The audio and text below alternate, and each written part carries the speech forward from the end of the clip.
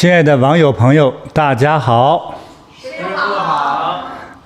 今天呢，咱们又继续讲解介绍一下关于忧郁症这个话题哈。前面一讲呢，就讲一下对忧郁症的大概的一个认识。那么这一集上，来说呢，我们会得到了一些解决的方法。那么在讲这个解决的方法之前呢，我大概先给大家以我的眼光来看待这个忧郁症这个形成和出现的就是大概的原因。那么第一大原因呢，是大家都知道的，可能来自于遗传。其实我们每个人身体中就是可能有各种各样遗传的病，你们两个认同吗？认同。是的比如说三高，各类的癌症对，什么麻疹甚至是羊角风精神不好，什么肾脏、肺炎胃病都可能的，都可能，甚至哑巴都有可能。就是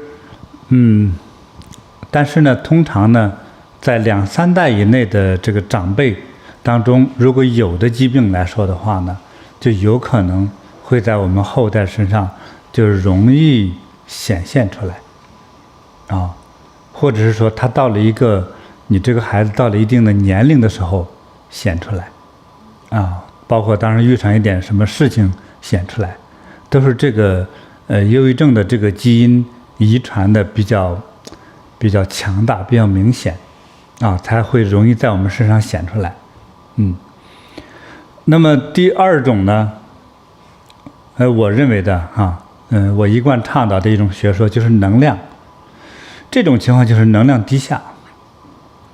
我发现就是有的人而且这个比例还挺高的有的人先天性的就是好像能量不足，像一般也称为叫元气不足你们有遇到这样的人吗一些同学朋友是吧？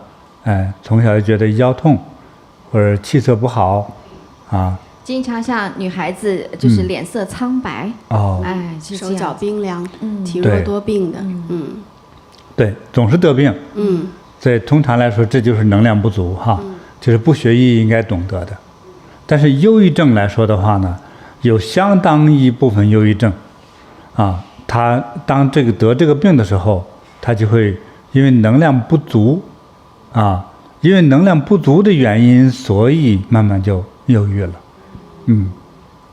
大概就是这样子那么第3类的情况呢，就是一般来说来自于叫大事件的刺激大事件，比如说亲人突然间的去世了，比如说最爱你的妈妈去世了，很多子女和父母关系比较密切的子女就是受不了有的就是真的就是父母去世这种刺激呢，带的让某些孩子就好像一下也丢了魂儿一样从此呢就是好像就失去了那种人生的精彩。就是这是一种很常见的事情再之后就可能会有比如说离婚了这个赔钱破产了，就是你比如说你家里一共有100万块钱，就愣给都赔了，就一笔生意快速就给赔了接下来大家家里都没法吃饭了，那这样的刺激这个是受不了的，非常打击。那么再低一点的话也是失业你是一个靠打工收入这个养家糊口的人，那你突然之间失业了，尤其是你的工作还有相当高的收入，家庭里头呢因为超过7年以上的全家人都依赖着你这个工资来做一个幸福的生活，越是依赖你，而且有一定的时间持久性，当一旦失业之后，你的精神打击受不了，就有可能会出现一下就忧郁住了对，所以失业也一样。那么还有的是来自于自然灾害，比如说地震或大火灾啊，你的邻居或者你的社区出现这样的一个大灾害，眼看着一些人给砸死砸伤这个你周围的世界一下从美好一下变得破碎了这个精神受不了。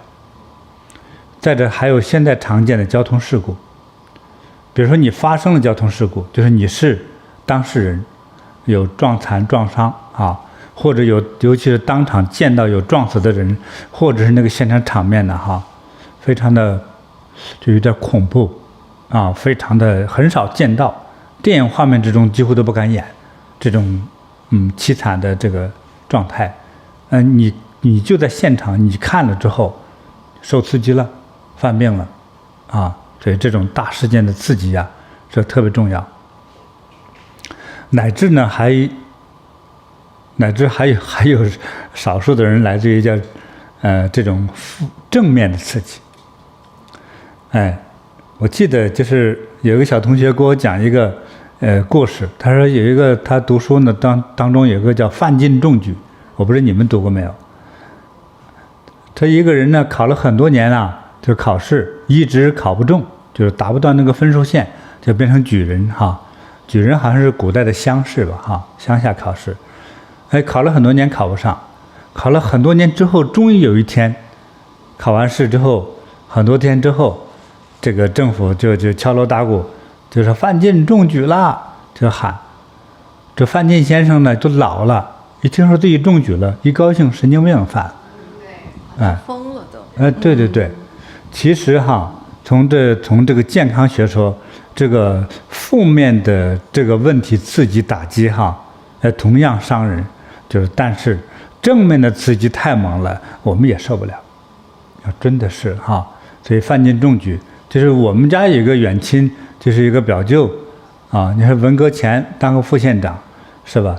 等后来邓小平先生上台之后呢，就给这一群老干部平反了之后，他骑个自行车就重新回去当副县长，半路上心脏病发作死了，就是高兴的一路唱着歌心花怒放，放得太野了，死了。还真的是喜伤心对，所以过去评书之中什么岳飞金兀术当中也有这么一幕对，岳飞手下一个将军逮住这个敌军首领给笑死了，高兴的这个我认为也是常见的事情。对，有些人结婚高兴也是心脏病会发作，有的是心痛心绞痛，也有的就真的是不可救药了，就去世了对，所以这种正面负面的这个刺激也叫人受不了。还有一种世界各国都有干的一件事，容易让人受刺激，就是买彩票。就是有很多这种一种其实政府设的帮助社会一些比如说残疾人或者什么社会公益的一些彩票如果你想买，如果有中奖的话，就他们很多人可以中奖，对吧？也有中国有过去叫刮刮乐之类的，是吧？上头印着那个数字吧，都有个东西盖着，你拿个硬币刮，刮完之后地上印的数字就显出来，就是等着说哪一天在收音机上宣布几号票中奖，对不对？尤其是你说中过100-200块没关系，也一下中上上千万，坏了，很多人神经也受不了，一样会精神出问题好，第四种的这个精神出问题是一种很多人可能也没太注意过，就我个人认为，在佛学之中也特别的，我认为佛学之中佛陀也特别认为是这样的问题，几乎所有人涵盖所有人的一项最重要的事情，就是见地，或者叫做见地的高广度，或者叫世界观或者价值观，就是我们这个精神世界的这个所占的这个高度。那通常说，你看你上楼房如果你上到80层楼房，如果往外看，旁边楼都不如它高吧，是吧？你能看多远？站得越高，看得就远，对不对？对，非常广阔的世界。对，而且还广。你看，物理世界补充的好，我不光看得远，我还看得广。因为站得越高呢，它障碍越少，对不对？看得又广又远，哎，那么但是人呢，在人做事处理问题的时候，有很多人哈，就是人的这个思想境界看的这个高度、广度、深度是有很大的差别的。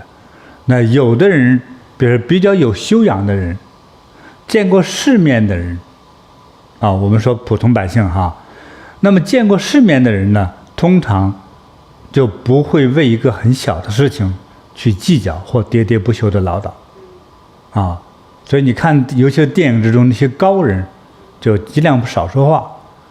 最后那丫鬟婆子，嘴里唠叨个不停，啊，或者媒婆是吧？这是比较低境界的。这高境界的很少说话，但一说话就特别管用，就觉得哦，怎么那么有道理啊？一句胜过10000句，啊，也就是他的见识见地，他知道，就像我们站的高楼房嘛，我看得远，啊，我举例说，有些人2个农民家，就是好邻居啊，他们中间呢就1墙之隔，唯一直接跑到他们家了，比如说张家的跑到隔壁李家的邻居家去下蛋生蛋去了。这应该是隔壁邻居家的鸡哈，可是李家呢就不认，啊，白吃人鸡蛋也不吭声啊，等等的，最后有一天把人鸡给杀吃了，哎，那2家就为此争吵。哦，从开始吵架，最后2家妇女动手，最后男的也插手动手，最后抡棍子要出人命。哎，这个时候呢，他们村里头啊，有一位从城市里头混了20年的一个见过世面的老先生，所以村里人赶上说：“来，老先生，这个是见过世面的，这是从北京回来的，来让他评评理，看你们这个事情怎么解决。”老先生就这样说：“不就1只鸡吗？钱我出了，你还打不打？”说还有鸡蛋呢，好吧，加1倍的钱，还打吗？说那不打了，我得到钱我就不打了，对不对？就丢了鸡的人啊！我告诉你们哈，哎，你们是这样做，像个傻子。这么近的邻居哈，这么近的邻居，怎么能闹得这么仇恨呢？请问，你们2家哈，你们家着了火，谁离你们家最近？说他家，还是邻居嘛？是不是先帮忙的应该是指望他吗？对呀。如果别人来报复来打你们家人，谁离你们家最近？还是邻居，对不对？如果你关系好呢？人家主动就出手相帮啦。对呀，2家就1家对付敌人，对不对？对。你看这多好啊！这远亲不如近邻呐。说你们2个年龄这么大，2个傻子，是不是啊？你都快有孙子了，你做这种糊涂的事情。啊，我告诉你们，2人各打50大板，啊，算了，也不打你们了，老子请客，咱们大吃一顿，啊，握手言和，你看，哎呦，听起来不是件大事，对不对？真的是，他讲的很有道理呢。哎，2个小家庭，2个国家，不正也都是如此吗？对不对？不会做好这种事情的时候，你离我近，是非就多，对不对？是非多，咱们天天打。但你真有灾难的时候呢，邻居帮着敌人打你，就是惨了，对不对？所以要有高瞻远瞩啊，要有这种高远的视野。所以我们精神的高度哈，其实还带给我们的不光是这个安危的问题，我们现在说的是健康哈。所以当我精神高度比较高，我就不太容易像一般人发愁遇到麻烦事情，让自己心中耿耿于怀。而痛苦万分的，最后形成精神类疾病的这种障碍，最后就很少障碍住他，他不受此障碍，因为他有更高的高度，他看得更多，因为他懂得多嘛。对，所以但是这个精神高度哈，都是学来的，这都是学来的，只是说体质有很多天生体质好，对不对？但是精神的高度都是学来的。就是这样子哈，所以这个部分呢，我们需要学习。那如果你想提升的话呢，也不妨多听听我的直播内容哈，说不定我呢是比较土，提高也应该慢慢提高，这样呢就比较稳定的提高，逐步的提高，其实我们精神世界慢慢的就适应了，越来越高，而不会像坐飞机一样蹭一下窜上去了，是吧？最后变成血压高哈，也不行的哈。就是我们能够慢慢去适应它，让自己慢慢提升虽然我修的也不太高哈，所以这个精神的高度所以精神高度越高，所以呢也不太容易得病。为啥呢？你们为一件事情就在那生气发火，但精神高度高的人呢，根本就没有生气发火，知道吗？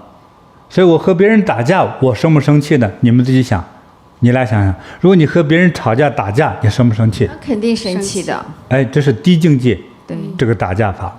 高境界打架是以挨揍和揍别人为一种这个养生乐趣。这过去的很多高级的军事家是这样的，把敌人揍得够呛，他养生还长寿。我说的大家不要模仿哈，我说是真实的世界。因为有那么高境地的人，他说世界上纵观人类3000年历史，有没有100年当中停止过战争呢？没有。如果没有的话，说随时可以准备战争，自己再干2架也算什么呢？所以他心中早已经对战争看作是一种游戏和一种常态的时候，当参与了战争，就觉得是很正常的一件事情，有什么了不起的？反正闲着也是闲着，打个仗算了，是吧？所以人家家里死一个人，他觉得无所谓的事儿，他家死个人也无所谓，死俩人也无所谓。所以人生就是早死几年或晚死几年而已。你如果看破这一点的时候，是不是就解脱了，对不对？所以我们精神高度越高，其实越不容易得病。精神高度高的人分很多种不同的职业，最低也是个大商人这大的话是哲学家、修道家乃至还能做一些超级的政治家呀、皇帝呀，都是有可能的哈。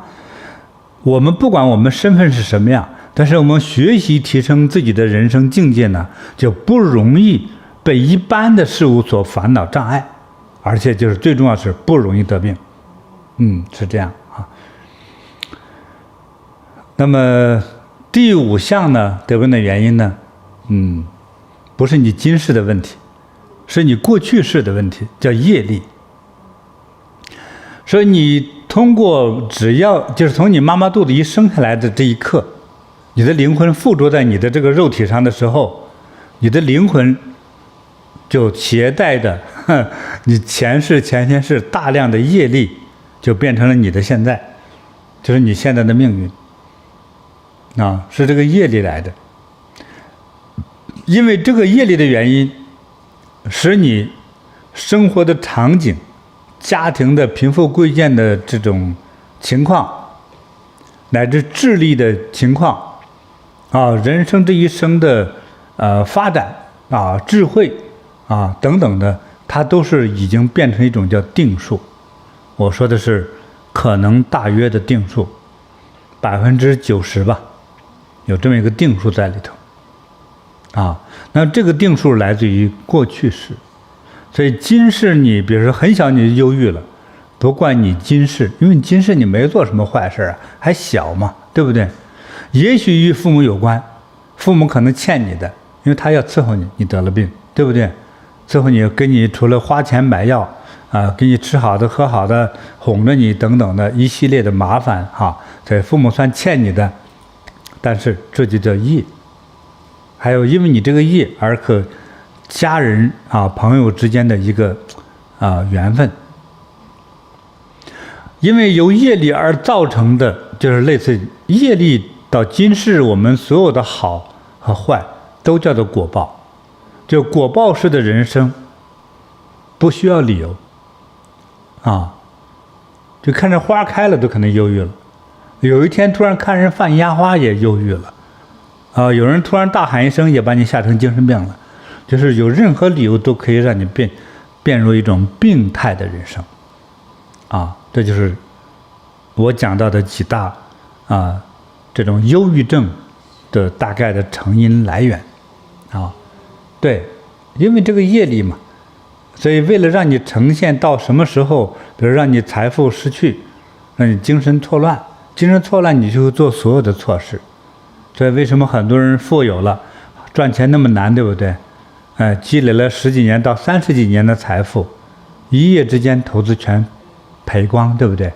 这就是其实是业的呈现。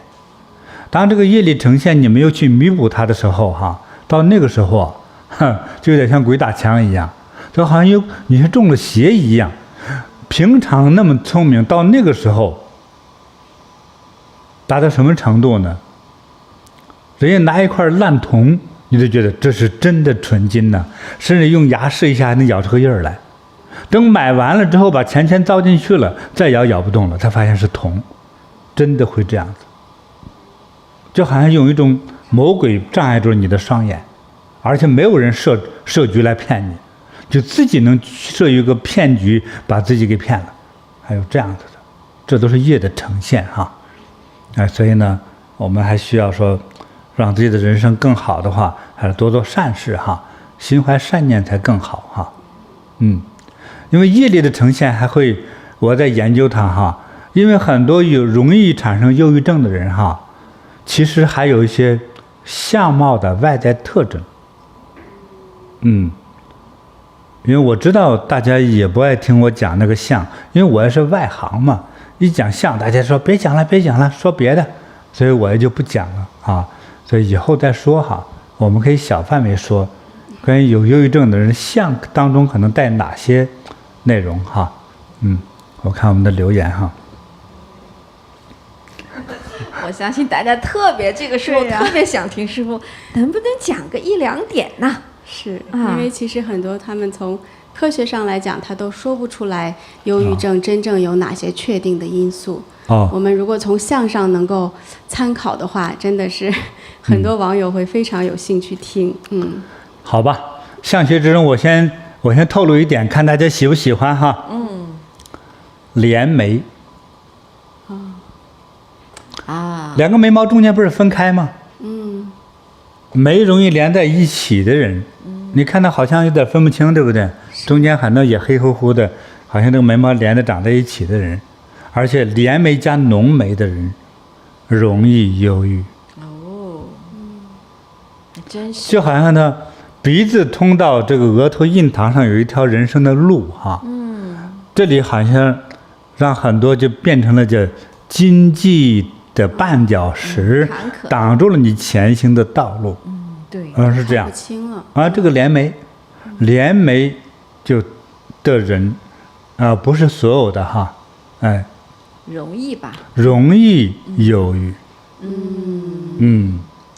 所以这一点，所以很多人懂得这个时候赶快修眉毛，有点连眉的赶快修赶紧刮一刮，好好学习。但是一般刀片越刮越厉害采用点别的方法是往下薅一根的是吧？我倒是咬牙，好像咬牙把那根毛绑在门把手上，啪一关门就掉。连根拔。那多长，像马尾巴那么长那长不了那么长，我也不知道怎么拔在台湾我见过那些老太太用那个2根线在很多女孩在那弄着脸在这冰刮脸，不是刮脸，她拿那个线会卷，会怎么一弄，用嘴咬着就把那毛给拔掉，脸上的毛拔了就是连根拔，2根拔2根拔可能把那个毛囊给拔掉好一些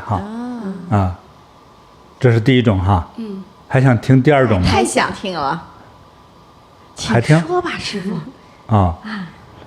就是眉毛特别淡的人好极端要不特别浓连着，要不又特别淡了对呀这他们忧郁的还真的事出有因，对，有道理。因为眉毛特别淡的人呢，就是眉毛特别浓的人很奇怪，也容易对很多事物突然之间没有兴趣了，对人生中的很多事物没兴趣了。那么眉毛特别淡的人也容易走向这个极端。本来可能是不是师父眉毛特别淡也容易清心寡欲一些本来就没啥兴趣的。不知道，反正我有眉毛但是从相学来说的话呢，就是容易，一个是叫情淡，它就是亲情、友情容易有一天突然觉悟了，说要这干啥呀？就是容易对情容易产生寡淡的心哈，那么慢慢会对很多人生中我们认为美好的东西，他觉得哎呀，不过如此，无聊，也失去了兴趣。是，但是怜美的人呢，也容易这样，很奇怪吧哈？好，我今天只透露2点哈，不一定对哈，供大家参考。好的，好的，感恩师父。但是这个相中透露了是什么呢？就是你的业，就是你的命相的，就是你有这个相就有这个命，对不对？但是这个相呢，其实就是娘胎出来就这个相，对，你就长成这个样子。那么这样相就有这个命，对不对？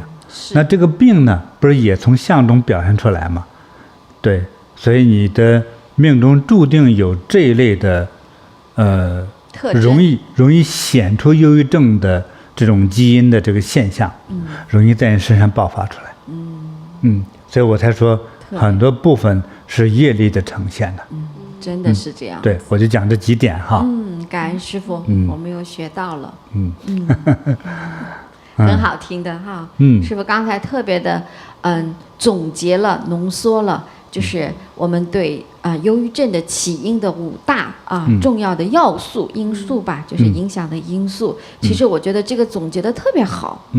有客观的，也有主观的哈，这各方面的。那么其实呢，我们的很多网友上一集听了咱们这个忧郁症的话题之后，就纷纷的给我们来投稿了。其实在我们的网友当中有不少还真的是曾经罹患过忧郁症，所以他们自己有切肤之痛那他们呢来到了菩提之后呢，听了师父的很多开示讲法，还有包括我们法门独到的一些修行的方法，例如禅修的方法，或者是八卦内功的方法，还有师父特别独到的一些教育的方法，也让他们能够走出了忧郁真的是非常庆幸。所以今天我们也是一一的来给师父和网友们来分享一下这些幸运的我们的这些网友们，他们战胜了忧郁的美好的故事首先是来自于新加坡的小草网友，师父好，弟子小草听师父上一堂课时，真的是无比震撼。听到第一位网友的故事，心里特别难过。网友的故事对我来说并不陌生。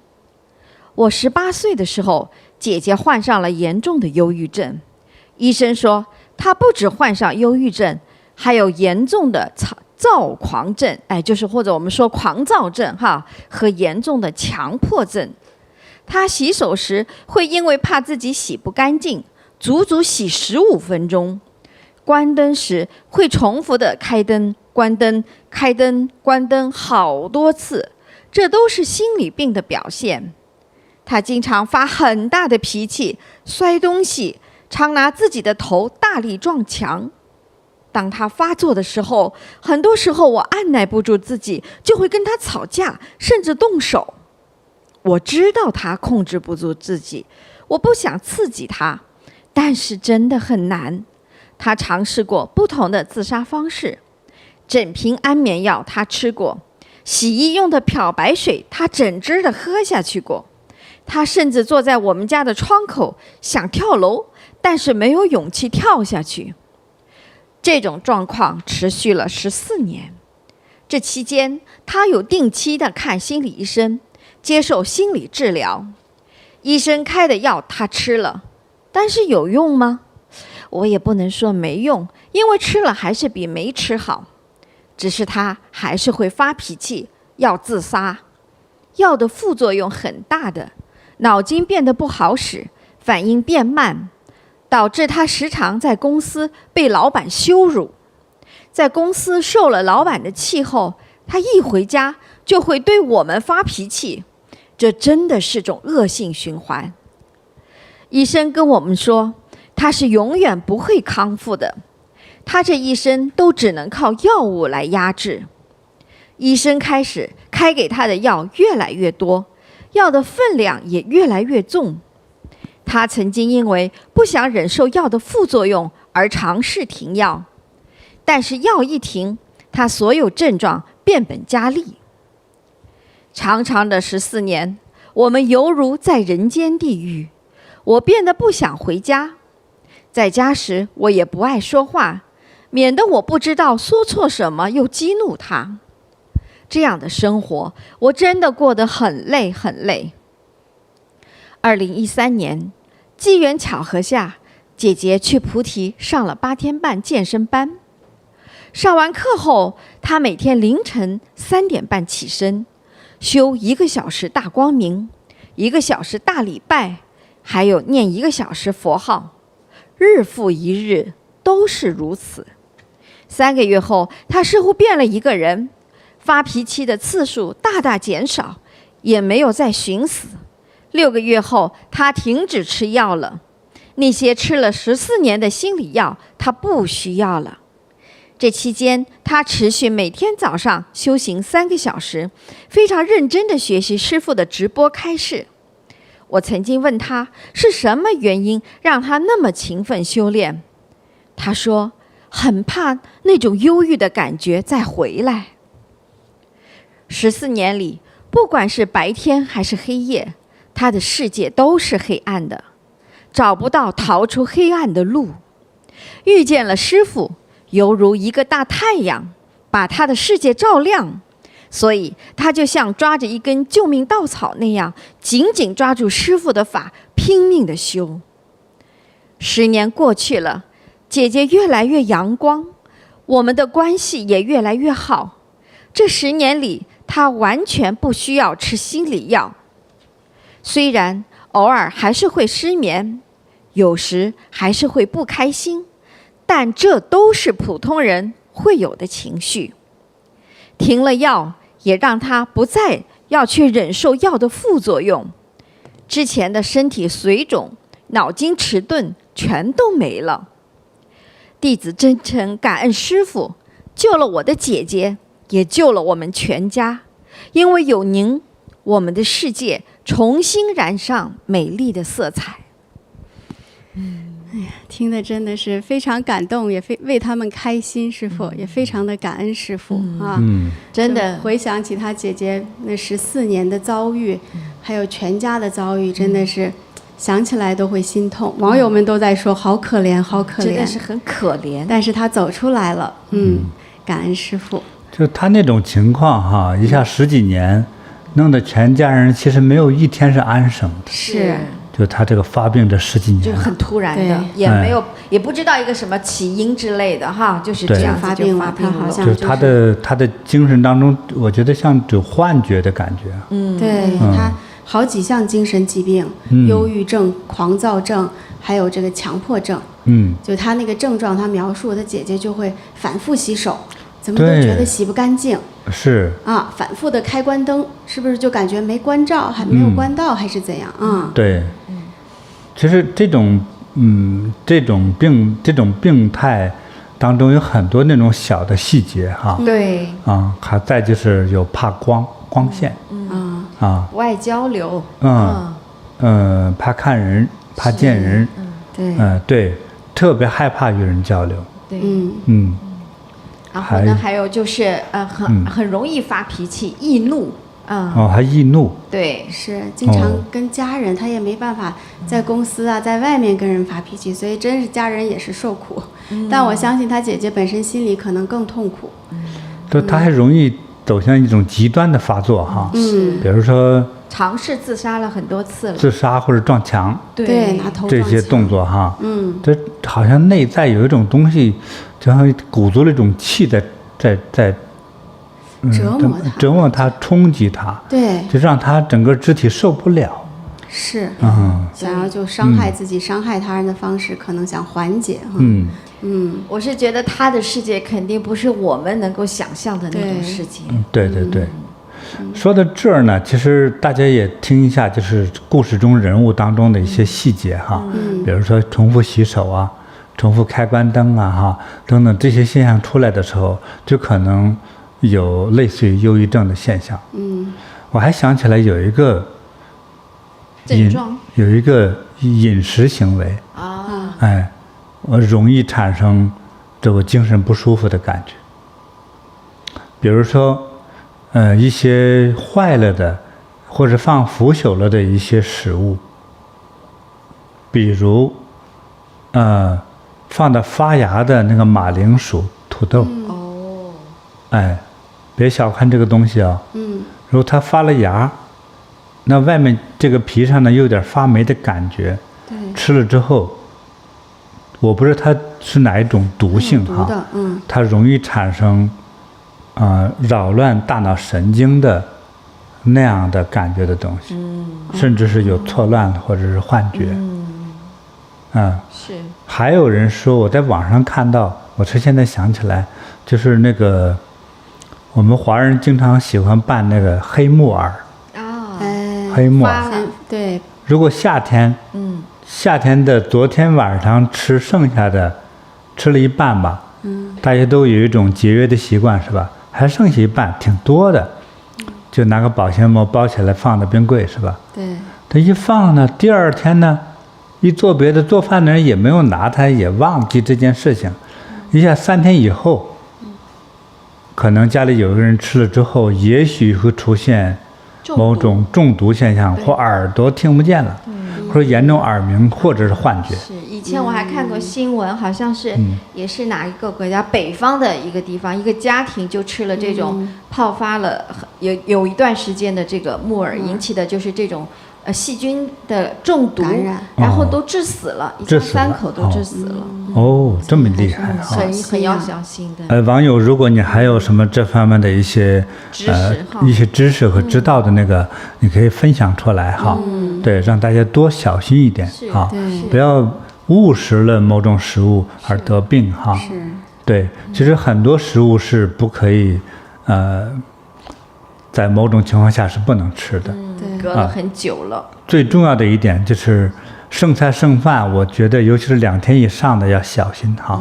就是放在冰箱，好像有的它一样坏，腐坏的，一样容易坏。是。对，所以我知道马铃薯是一个特别厉害的东西。是。放坏之后啊。好的。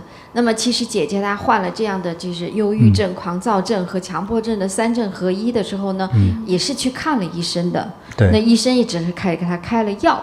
所以这个我们的小草网友他的描述说，不能说吃这个药没用但是吃总比不吃好。对。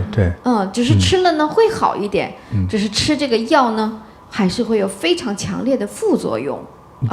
就是头脑迟钝啊，行动迟缓啊，记忆忘记啊，这些都非常的就是这种显著嘛，药物副作用。所以就是姐姐整天昏昏沉沉，这种脑筋迟钝，你想这样的脑子去上班，那肯定不会表现得很好啊，优异啊。对，所以就经常在公司里就被老板批评，这样子。那一定的。所以就是一个恶性循环。那别人更批评他了以后，他心里更不痛快了嘛，所以就又加重了他这个忧郁的这种症状。而且他这个就虽然吃了药，暂时可能情绪得到了一定的控制，但这14年来，他的描述就是医生在不断的加重药量，就实际上就是他的越来越难控制了。然后医生都给他说你要终生服药，其实医生已经无能为力了。就只能就是再加重一点，再加重一点，对，是就不知道加到啥时候。因为疾病是无限的对，但是药物研究就到那个阶段了。像他的这种情况，就是医生的这一句话，有点像给他做了一个终身的审判似的，其实是很大的心理压力的。对，这是医生的病，就是真的是。不过后来真的是很幸运哈，姐姐是结缘了我们菩提禅修来上了修行了师父的那个健身班，也不知什么的，上完了这个健身班以后，每天特别勤奋有规律的修炼，早上3点半就起床啊，这我觉得比很多正常人都起得早，很精进的，练得精真的是精进。关键咱们也知道结果才最重要。哎呀，他大光明1个小时。大礼拜1个小时，再念佛1个小时，雷打不动，这是我们菩提机构的修行的方法哈。他一天做2、3个小时的修行， 3个小时，结果呢？结果好了。多长时间？3个月。3个月，他就开始发脾气，越来越少了。那家里人就不太发脾气了，对，而且再不要死要活的了。就这个很重要啊，笑容回来了。这个转变很不容易啊。是。然后呢，6个月，这才半年的时间，他就停了所有忧郁症，吃了14年的药。哎呦，这太是不一样。6个月摆脱了14年的药，这个多不容易啊！我觉得真是棒啊！奇迹啊！哇，这个鼓掌真的是应该此处有掌声呐！真是好，真是好，感动，真的挺感动的。哎呀，真好，让医生都一筹莫展的这样的一位患者，修行了6个月以后，从忧郁症里面康复了出来，太好了。对，到现在姐姐已经康复10年了，没有再碰过一粒药。太好了，很感人，很感人，真棒，真棒，他高兴，家人都是非常开心的。对，是，就是自从姐姐去开始修行，就是从这个忧郁症里走出来，到现在也10年了嘛。在这个10年过程中，跟过去的14年发病的期间，这个家庭氛围差别太大了，那完全不同啊！现在对姐妹俩就很有的谈，是，以前妹妹都不敢回家，也不想回家，不敢搭理他。其实对忧郁症的家人压力也挺大的，是，他有理说不清楚啊。是呢，对啊，现在就很正常了，有说有笑的一家人，很融洽。好，其实妹妹问了一个非常有质量的问题啊，她就说：“你怎么能够坚持做到每天这样勤奋的修炼，3点半起床，一天都不停呢？”姐姐也给了一个非常经典的回答。他说：“因为我特别害怕那种忧郁的感觉再回来。”这个点很重要哈。就是虽然姐姐有忧郁症哈，她发病的时候哈，如痴如醉如狂哈，但是稍有清醒的时候，她是有她的智慧的。是。她当参加了我们一个禅修班之后哈，她有了一定的效果，她知道这是她康复的机会。你看看。他就抓住了，每天凌晨就起床，反正他那个样子工作也没法做好了，干脆多花时间鼓足了勇气好好修一段时间，对，凌晨3点就去修，哎呦，这个毅力是非常可嘉的哈，就说明其实他内心还是特别想自己好起来。但是3个月的效果已经很明显了。是，所以也是，如果我们的网友现在能听到这样的第一个案例是来自于新加坡小草网友他分享的姐姐的战胜忧郁症的案例的话，不妨来试一试菩提禅修，参加我们的健身的课程，相信对你周围的忧郁症的朋友也会有到帮助的，一定是，我认为是。好的，太好了，师父，那我们给这一对姐妹也送个礼物吧。好，好送，非常好的精彩的见证啊！这是我们今天第一个第一个见证呢。小草和她的姐姐，我们前2次直播的时候忘了吗？我们在做一个节目叫做禅意沙盘的时候制作的这上都是米哟，都是那个小黄米我把它粘到这个陶瓷羊的身上，还挺有特征吧很好玩喜羊羊。好，这个呢送给这位姐姐好，我再拿这个小兔兔来，这个小兔兔呢就是小草网友，对，送给那位妹妹好，太好了，你们这个受益的故事我听的时候特别开心，很鼓舞人太高兴了好，替你们高兴祝你们健康长寿，全家欢乐。收到，感恩师父。好，这么开心，我接着再给师父分享一位来自白莲的网友，他叫小林他是有经历过非常严重的白莲是美国对，美国硅谷白莲对硅谷小林他今年29岁，还是一位很年轻的人他要跟师父来分享他的严重的创伤后遗症是如何康复的。好。他说：“师父好，我是美国硅谷白莲禅堂的小林。那从小呢，我的父母非常不和，父亲有暴力倾向，经常打我的母亲。母亲呢也因此精神特别的敏感，总会把气迁怒到我的身上，造成了我心里严重的创伤。在别人眼中，我看上去是一个健康正常的年轻人，但我的心灵却被10多年的创伤后遗症折磨得好似油尽灯枯，如身处绝境一般。发病严重的时候，我早上一睁眼就被巨大的恐慌感笼罩，不敢动，也不敢发声。工作上和同事交谈的时候，我会害怕的全身发抖。晚上焦虑到无法入睡，思绪则一直在过往的痛苦中无法走出。极大的精神压力使我没有办法完成最基本的生活自理，比如打扫卫生我都做不到。当我的情绪无法缓解的时候，我甚至会用刀片来割破自己的皮肤，才能在那片刻之中感到些许的轻松。因为长期服用大量的精神类药物，我的体重增长了30磅。昂贵的心理治疗给我带来了极大的经济负担，药物的副作用也一直使我常常精神恍惚。因为从家人和网络上听闻了菩提禅修的许多见证故事，我在今年的3月份参加了菩提禅修的八卦内功班。一开始上课的时候，我还因为精神紧张的缘故，心跳如雷，如坐针毡。禅堂的义工们一直对我像家人一般的关怀，不停地鼓励我，给我信心，让我坚持下去。到了第4天的课程，我在走八卦的时候，跟着师父里面音乐观想的提示，自己与自然合二为一，感受着世间的万物，体会着天地有情，我感到了一种非常陌生的轻松感。我的心跳开始恢复平稳了，身体也不再发抖了，紧张害怕的情绪也被我抛在了脑后。我感觉终于我抓到了一根救命的稻草，我每天的禅修时间就是我稳固内心的课业。我想明白了什么对我才是最重要的，什么是可以放下的。我又接着参加了菩提的减压班和8天半的健身班。在健身班上修炼大光明修持法的时候，我的思绪逐渐变得越来越清晰了。听课的过程中，我更是彻底地打开了自己的心灵，很多我无法释怀的苦痛，让我学到了一个更加有智慧的角度去看待。很多我认为无法面对的困难，我找到了接受和面对的勇气。过去的委屈和难过被我哭了个精光。8天半的课程结束后，我看过去的种种就好像是前尘往事。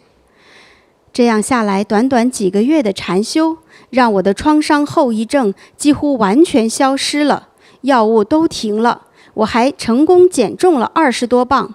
我也因此获得了久违的平静，更加找到了面对人生的力量。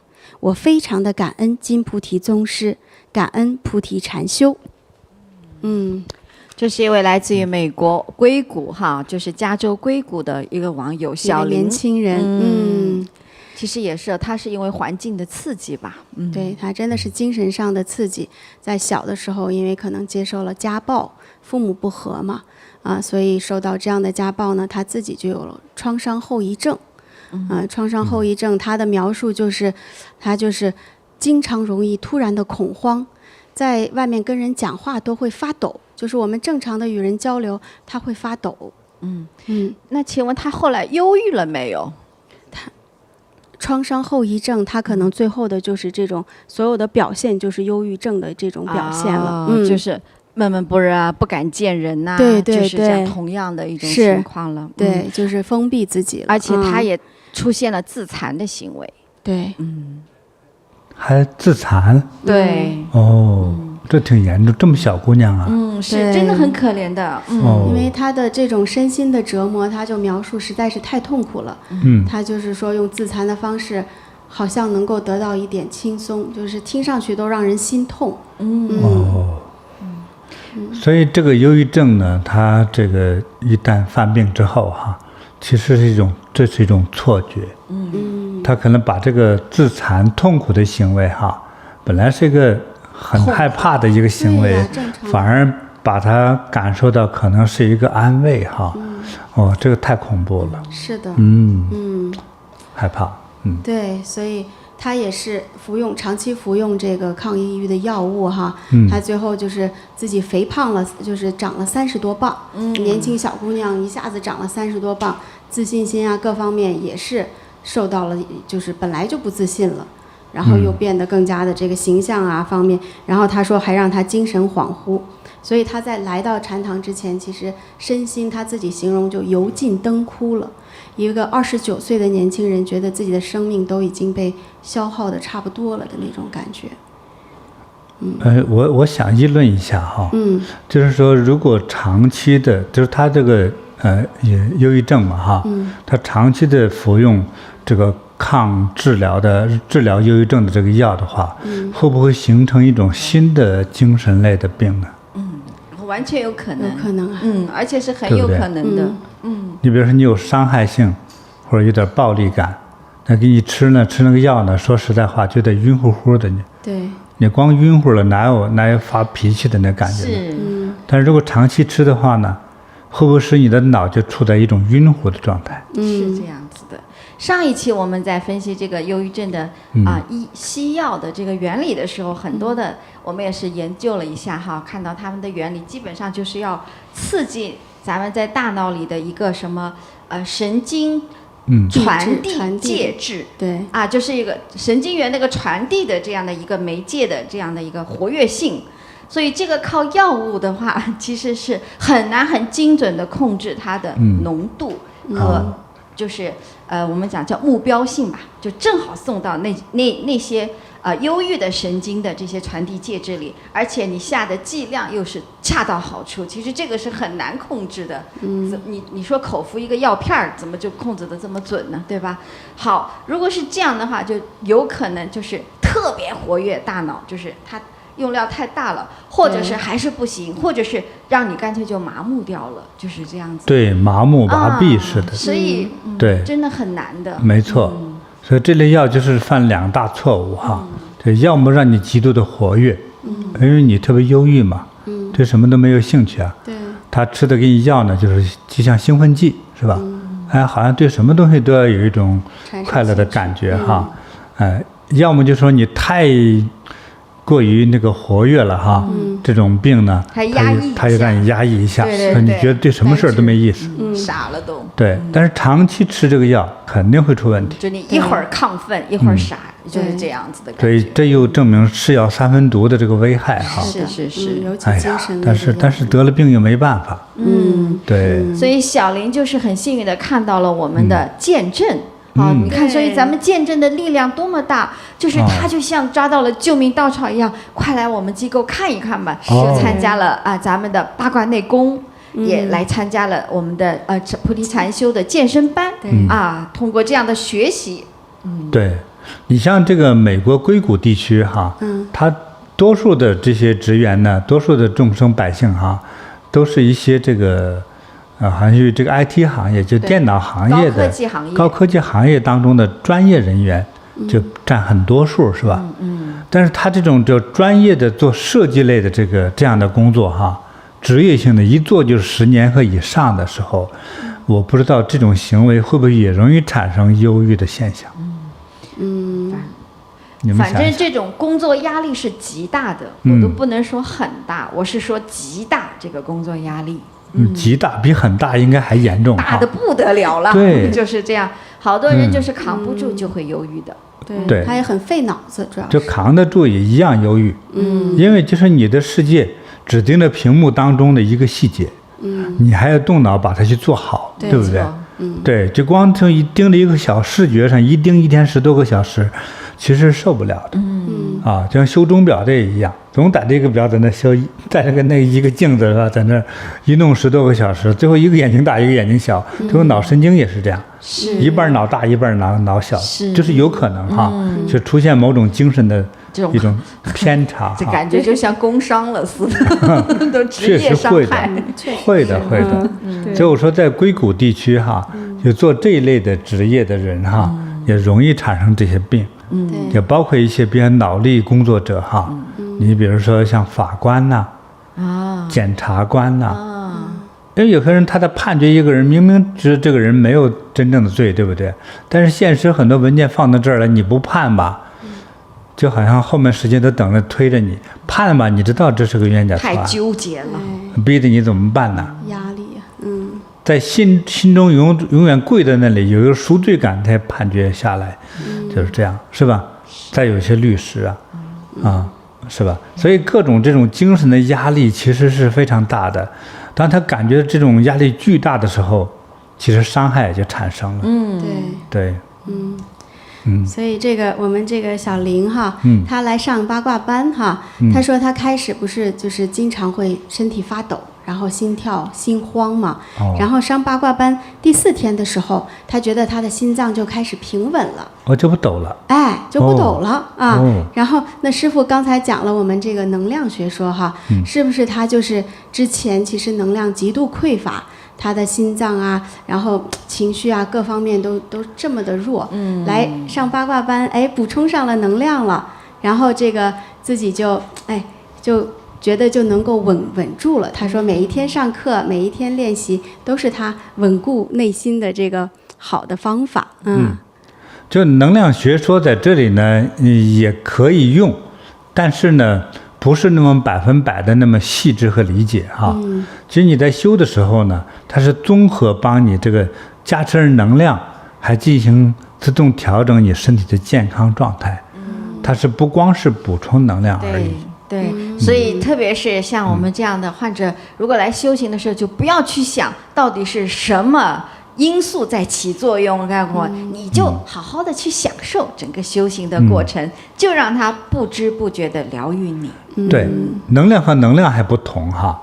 咱们比如说一些常见性的说，有点疲劳了，这几天太累了吃了很多人爱吃肉的吃肉之外，还有说那我泡点西洋参，或者是我适当的放一点人参类的东西，是不是听起来很补气，对不对？对，有时候吃了也没有用，吃了还上火，或者不一定符合你的身体需要可是我们修法来说的话呢，它不会这样的，它没有适不适应你，这你只要是说，你只要能扛得住你的健康之中带给你的那种感受，比如说你一开始练的时候你还是抖，但一边抖你还一直在练，你只要一般来说撑过去前7天就过关了，你就适应了这种感觉，那么效果也就产生了。有的人1、2次之后那个手抖就改变了，就不抖了，都是这样子的。所以我们这个效果就不光是一个能量，其实它自动帮你这个加持调理了，就哪个东西起来了，它自动给你按下去，但是只是我们眼睛没看见，它让你走向一个逐步康复的过程。对，全方位的健康，就是神奇的八卦内功，是奇妙的菩提禅修，真的是这样。对，好，那我们来看看它的效果哈。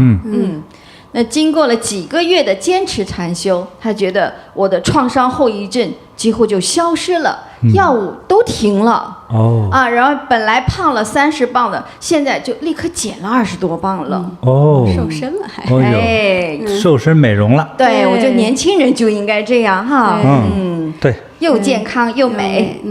对，真好。最重要的，他有一个分享，他说在健身班上听师父的开示他说他打开了心扉，然后呢，很多过去的心灵上的创伤他都能放下了。这个也有帮助哈。这我相信这是对他的心灵最好的疗愈治愈。如果这样说的话，我觉得是不是可以对应我刚才讲到的，就是精神的高度那个部分？对，你的精神上有那个高度，你这个事情自动想通了。对，因为原来你障碍住的，本来我们觉得是个很小的事情，根本不算回事儿，是吧？但是呢，精神高度不够，就觉得这个事儿可不行，障碍住我的人生，我过不去明天。就有这种感觉。这一下想通了之后，豁然开朗，原来自己和这个世界是美好的融合的。对，要不然感觉这个世界总是带来障碍给我对，所以精神高度很重要。太重要了啊。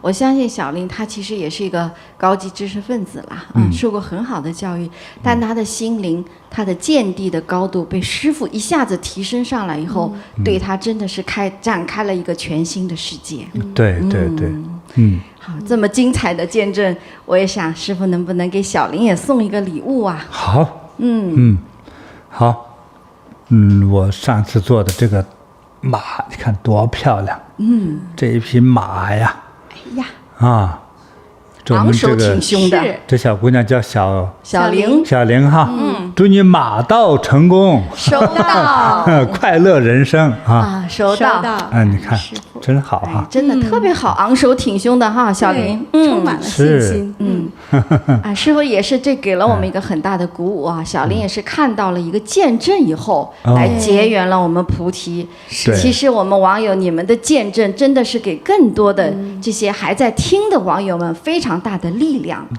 对，我们这个机构呢，就是有每一个人，从第一个就是我自己受益，我开始传播，后来就是每一个受益人哈，他会自动的将把他的见证传播给他的亲朋好友们哈，放上网之后呢，让很多有这种需求的朋友呢能看到哈，希望能找到他能康复的一次机会。是，我觉得这是功德无量的，真的是功德无量啊！所以我们希望菩提的受益者哈，你康复了，我提一个并不高的要求，看看网友们同不同意哈。一年呢，你帮助3个人，来禅堂来学习，对，不多吧？推荐他们来试一试呗， 3个人，是吧？对，一年5个人、10个人更好啊。对，所以我要求不多哈。你只要是受益于菩提禅修，一年你介绍3个人到禅堂来正式学习，你就是功德无量的哈。真的是，提前祝福你哈，这样的人哈，就是幸福吉祥，收到，健康长寿，收到，感恩师父。好，我们听听下一个见证。好，下一个呢是来自于大马的娟云。也是一个年轻人哦，他也是饱受忧郁的痛苦。现在我们来看看他的见证。I'm 27 years old. I started my college 2014, and during the 3rd year of my degree, 2016, I started to become more pressure. We have to attend online classes because our lecturers are from America.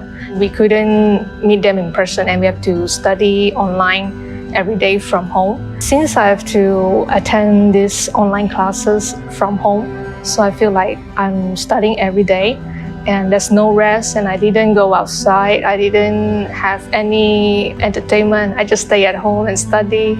So slowly the pressure is piling up and I started to have negative thoughts. At the beginning, it's not that bad, but it's become worse day by day. I'm feeling very tired every day. My body is very heavy. Every single day when I woke up, I don't feel like I want to wake up.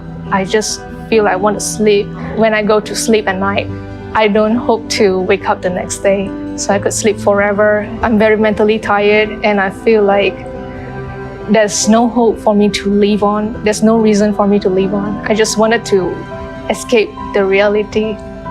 When I was sleeping, I suddenly woke up because I realized that I wasn't breathing and I was gasping for air and my heart rate increased. I didn't realize that I had stopped breathing for a moment until I woke up. During this time, actually, I don't know that I'm having depression. I become so quiet and I just kept everything by myself. I'm thinking, why do I have to suffer? Is it because we're born to this world, we have to suffer? So I actually had hatred towards the God at some point.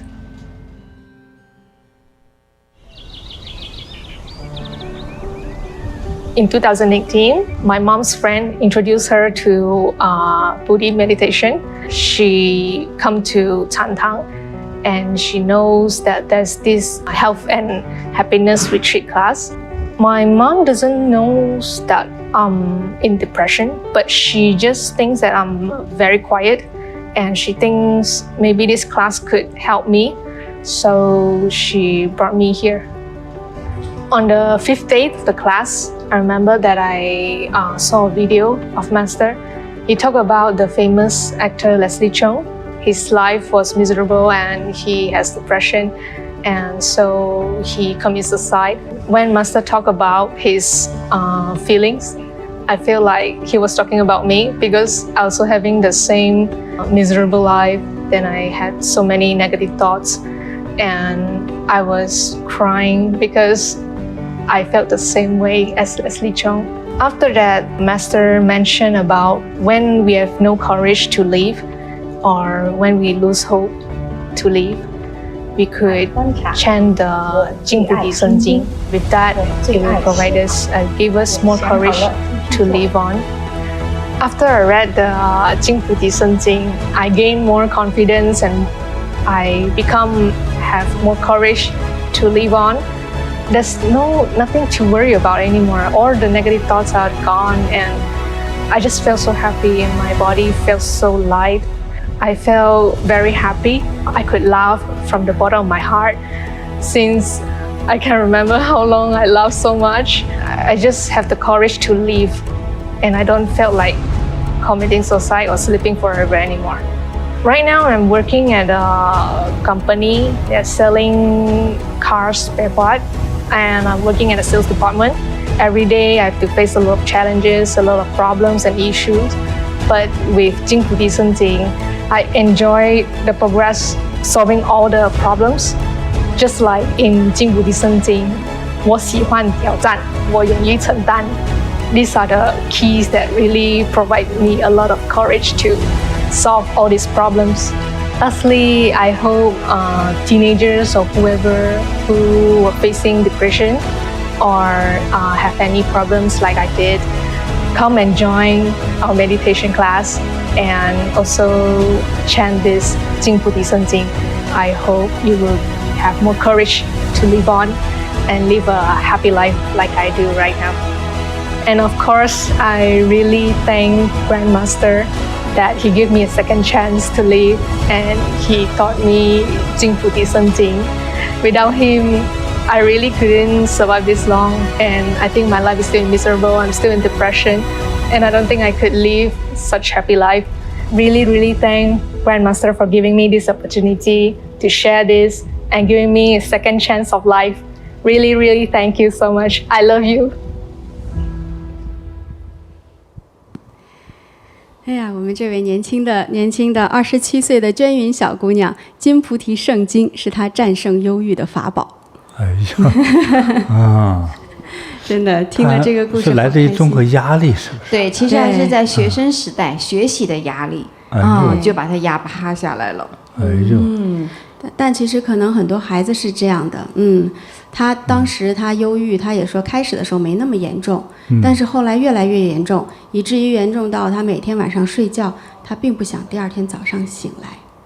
哎呀，其实说明读书这件事情不是一件轻松的事儿啊，是，就挺累人的。是，所以就是我们的家长哈，其实还是要比较细心的观察自己的孩子，其实而且还要理解他们面对这种学习压力的，就是这样。当然了，这个娟云的父母并没有给他增加压力其实他是个很懂事的孩子。他说他不想讲出他的痛苦，反而是因为怕父母亲担心他，所以他就一直忍着憋着，他不说。这孩子真懂事啊！其实我们有很多这种也是患忧郁症的小孩子，特别是中学生那大学生都是这样。怕父母亲觉得知道伤心难过，他反而不说，这样的话有可能就错过了早期干预和早期去防治的这样一个好时机，会加重你的这个病情所以其实到后来这个娟云是越来越沮丧，越来越低落。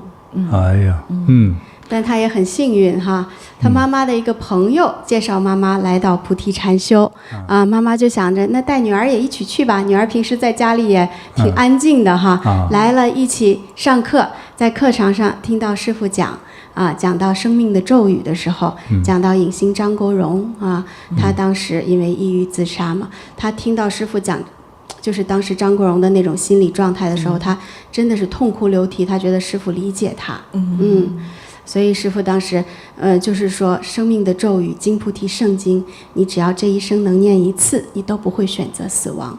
他听到这个，他感觉人生瞬间就充满了力量。他一下子就被打足了气，那个抑郁就烟消云散了。不管怎样哈，他还是真是受益了。对，哎，他那一下就好像就通了，通了。哎，真的还是就是像他这个症状，真的不算特别严重，还算是妈妈就是早了。把他就带到了我们禅堂，通过向师父学习，其实就是一个契机，一下子就打开原来在头脑中堵塞的那一个观点。他就是大家都在面对压力，所有的学生都会面对学习的压力，对吧？对。但是我们一般都会说，哎，我们过去了这一段时间，就紧张的学习过去了以后，自然会缓解，或者是说我们一边学习，一边通过其他的方式，听音乐呀、看小说呀、看电影啊、和朋友相处啊，哪怕是运动啊，同时来缓解学习的压力哈。这是通常的。普通的话，我们大概都会这么做。那娟云可能那个时候，在她小的时候，在面对学习的压力，她的思维方式就一下子卡住了，她就会想。哎呀，我现在学习压力都那么大，那么紧张了，我以后工作多辛苦啊！哎呀，那么辛苦了，到老了还又全是病痛，你想太多了啊！其实就是悲观的往下想了，就是他的思维方式啊，还是太悲观了，太消极了哈。所以这个在忧郁当中还算是比较浅一点的啊，而且还比较早期的，所以师父的这个生命的咒语一下子就击碎了他的包的这种外壳。但是我觉得这个娟云还是有一点心理活动，我觉得值得我们借鉴哈。他就觉得师父在开示和讲法中特别理解他。对，我觉得这一点我们的网友都要学习。就是比方说有一些这种患者，他不愿意倾诉，他也是因为觉得众人不理解他们，所以说了你们还会笑话我，或者说了你们还会说别矫情了，怎么的了哈。所以这一点我们应该全社会都要给予这种患上忧郁症的这些患者给予最大的理解。你只有懂得他们，站在他们那一边，他才会愿意向你打开心扉。其实《金菩提圣经》它其实带给青年孩子们的启发哈，就好像每个人有个开窍的时候，稍稍有点障碍的或者不太开窍的孩子，可能读几次之后哈，真要用心读的话，读几次有些大声读出来的时候，就和自己的精神融为一体了。就是那种我最自信的感觉油然而生。因为忧郁症有一种多数忧郁症当中有一种就是常见现象，就是来自于不自信。对，不自信。但是呢，在诵念着金菩提圣经的时候呢，这种自信感突然间升起了。等升起来之后，就好像一通百通了。就一切都能恢复那个阳光灿烂的美好了。是所以我们这位小朋友他就是这么好的。对，他现在，你看他现在在做这个和客户打交道的工作。他说遇到任何困难的时候，他就给自己用金菩提圣经来打气。他说我最勇敢，我勇于承担。是，念两句，那自信满满的就面对。还有我喜欢挑战。对。尤其是烦恼来的时候。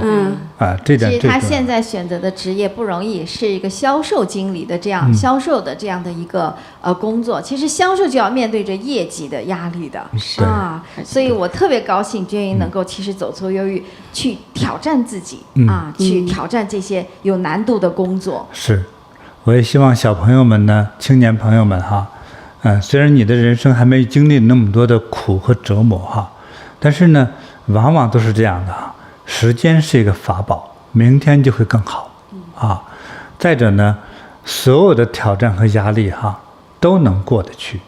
你比如说你作为一个新的就职就业的人你看老前辈的那个业力不是业力，业绩那么高，觉得打死自己都追不上，说不定3年之后你比他还厉害就是这样子所以呢，别太小看自己所以你只要是说从精神状态来说，就是我是最好的，我一定能行，我就不怕挑战。当把这种感觉和自己的精神融为一体的时候，可能困难就低头了，困难向你低头了，那你就取得了成功与胜利哈。对，所以呢，我这一点言论哈，希望小朋友们能够借鉴一下哈。感恩师父，感恩师父。那我们也给这个娟云小朋友好送一个礼物好吗？师父。好。还这个呢？你看我这是红色的那个粟米哈，这是我亲手做的，粘起来那个小熊哈，对，你看很可爱的哈，亮晶晶的，很可爱的，是，红色的粟米做的哈，好，这个送给詹云小朋友，祝你健康快乐，幸福吉祥。收到，感恩师父。好的。那接下来再为师父分享一位来自美国洛杉矶的荣石师姐来分享她女儿的故事。好，好。她说：“师父好，我是洛杉矶禅堂的荣石。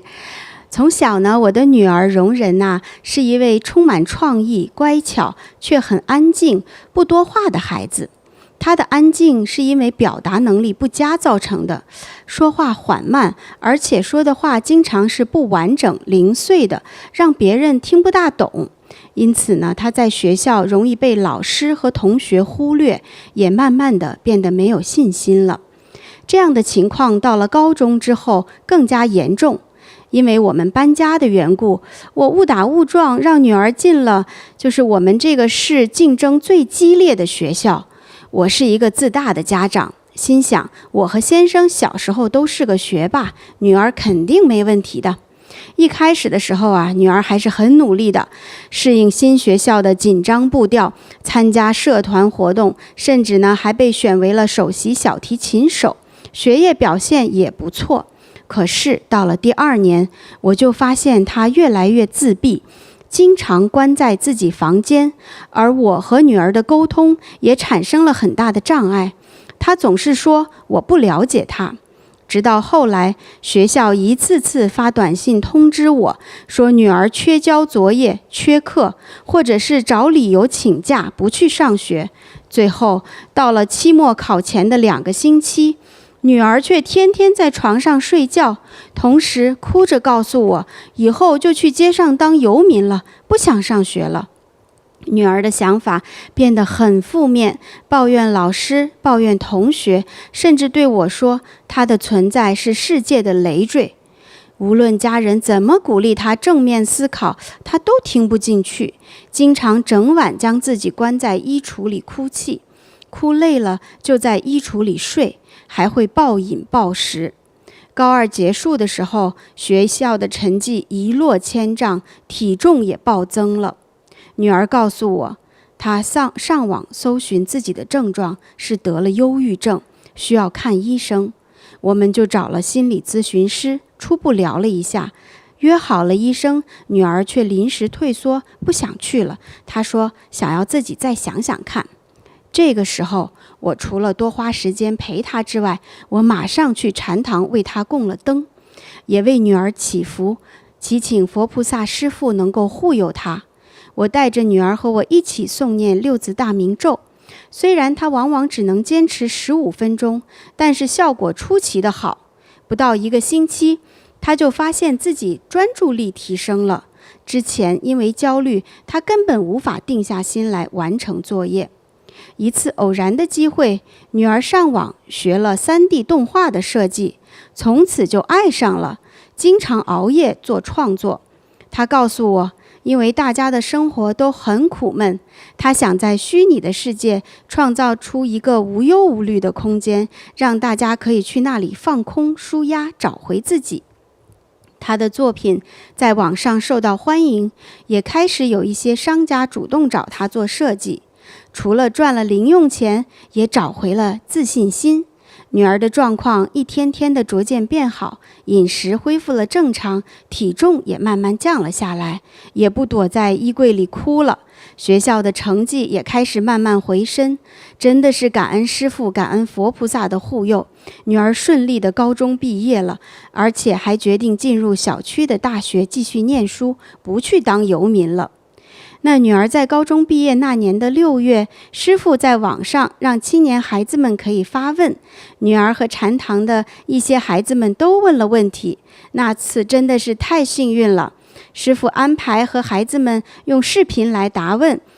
师父在与女儿的对话中大大的鼓励了她，要她继续走3D 动画设计这条路。师父的加持和祝福是那么的有力。接下来的那个月，女儿整个人阳光了起来，连说话都流畅了，还有能力和我辩论。我曾经为了女儿说话障碍的问题，从小带她看医生，努力做说话训练，都改变不大。突然间，她怎么就做到了呢？接下来，女儿主动要求去奶茶店打工，开始学会与更广泛的人群社交，不再把自己关在小圈子里了。我也感觉她更加自信了，开始重视学校课业，甚至也重新为自己设定目标，计划未来。在女儿20岁生日的时候，恰好也是她申请从她的这个社区学校转到正式大学的时候，我在禅堂赶紧为她供上了7盏49天的7色灯，作为她的生日礼物，祈愿佛菩萨领路，护佑她前途光明。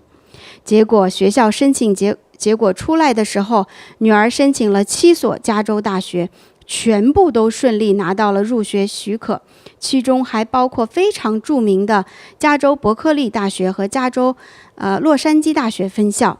尤其是这个加州大学洛杉矶分校，录取率还不到5%。当女儿收到入学通知的时候，她忍不住的当场尖叫，开心到哭了出来，同学们都为她鼓掌叫好。加州大学洛杉矶分校的媒体设计艺术系是在美国公立大学排名第1的。回想几年前那个把自己关在房间里，深受忧郁症困扰，差点将自己逼上绝路的孩子，到如今成为一个可以自信地表达自己，面对人群，进入世界顶尖学府深造的孩子，真的像是2个人。除了孩子自身的努力，我深深地明白，这一切更是来自于师父，来自于佛菩萨的加持护佑。深深顶礼感恩尊贵的师父，感恩诸佛菩萨。真棒哈！真的太好了，这样的转变哈。对，这个女儿小的时候啊，其实也是因为说话可能都不利索哈，经常是，所以就没有自信。没有自信呢，那这个妈妈还挺自信的，觉得父母学习好很优秀。对，高中的时候给女儿转学，转到一个竞争最激烈的学校。对，所以孩子多聪明都想不到都不觉得聪明了，是吧？女儿这不容易啊，就是在这种最好的学校里，聪明是最基本的。对，所以不行就想不出来。本来说话都不太利索，压力山大。对，第1年也努力啊，第2年就实在撑不住了。撑不住了，就开始出现很多这个忧郁的症状了。不想上学，逃课，暴饮暴食，把自己关在衣柜里哭，就这样子。所以后来妈妈也意识到了嘛，意识到了以后，这妈妈还是很有智慧的，赶紧为女儿来禅堂供灯了，然后做功德了。对，做功德了，点灯。从她做了这个功德之后，好像这个事情就开始一步一步的，特别开始就转好了啊。这个女儿呢，就开始在学校里啊学习，就开始能够有专注力了。之前是根本没办法专注的学习。这个奇妙的转化哈。对呀，这个变化就挺大的，就不焦虑了嘛。然后最重要的是，女儿怎么就学了一个3D 动画，发现自己还挺有天赋，就找到了自信了。这个信心回来了。我觉得也像突然开窍了一样的感觉，就像突然开了窍一样的。对，这仙人指路啊，真的。然后最关键的，女儿特别幸运地获得了和师父在网络上面对面来请求师父指导的机会。他就请教师父说，他做3D 是不是合适？师父当时鼓励了他，说你就适合做这个，好好的去学，一门深入。这母亲说，自从师父见了这女儿一面之后，这女儿说话都利索了，她的世界整个就变得阳光了。哎呀，真好！她妈妈都不敢相信，从小说话不利索，这怎么突然就能跟妈妈辩论了？就这改变实在是，真是不亲身经历都没办法完全。师傅的金口玉言呐。对，我觉得是这姑娘找到自信了。她找到自信之后，好像就一切呢回到一种最正规的人生的表达上去。对，所以说话算啥呢？小意思。真的。你看人家考上的学多好呀！哎呦，国际一流设计大学，最好的学校了。所以想不到啊。是，就是这个转变，这绝对叫天翻地覆。真是啊。这妈妈就是看到今天的女儿，真的是真心的感恩师父，开心，替她开心，开心，真的是。世界一流学府，太棒了。对，所以啊，就是也是孩子们都是，就谁都会在半路上遇到一个差点废掉自己的这个关卡，都会有这样的一个难处的交叉路口。对，所以智慧的母亲就是在孩子关键的时刻，你帮他做功德。哎呦，就像师父刚才讲的仙人指路，你得到佛菩萨的指点了，得到师父的指点了。一下子把废材就变成绝好的人才了，哎，真是，真的是废材变天才，是，哎呀，这关键的时刻，这个太重要了，关键时刻哈。所以呢，求佛菩萨在佛前供灯，为孩子哈，因为在《药师经》里讲得很清楚，是不是啊？供7749天，供7彩灯哈，就能完成一件大事。经典里这么教化大家的，是一个救度大家的机会哈。对，你看奇迹出现了，是的，真好。这也是我们战胜忧郁的一个良方哈，特别好、特别重要的，也是特别关键的，就是能够在佛前供灯。或者在做功德来帮助我们这些身患忧郁的，无论是青年人还是其他年龄层次的人，都是非常有用和见效的。对，因为其实我们之前也读到过很多的故事，刚才物理老师也讲了，就作为家长哈，我们应该多理解、多陪伴，但是很多时候我们去劝说，我们能力是太有限了的，真的，是要。很多时候是要靠佛菩萨的力量，靠师父的力量，才能把他们从黑暗的这个世界中拉出来的。对的，好在了哈，原来我们青年营一直有个口号叫“我的人生我创造”哈，我的未来我创造。但是以前我们上课的时候，师父也经常调侃我们的小孩子，都叫我的未来我废掉就是自己不知不觉中就荒废掉了的，很可怕的哈。所以这个重要的转折和重要的人生之路选择的时候，请你们选择佛菩萨给你们指引一条光明之道。恭喜我们这位小朋友哈，哎呀，真好。师父，咱们也送给他们母女俩。好，好，母女俩真的是，大快人心啊。好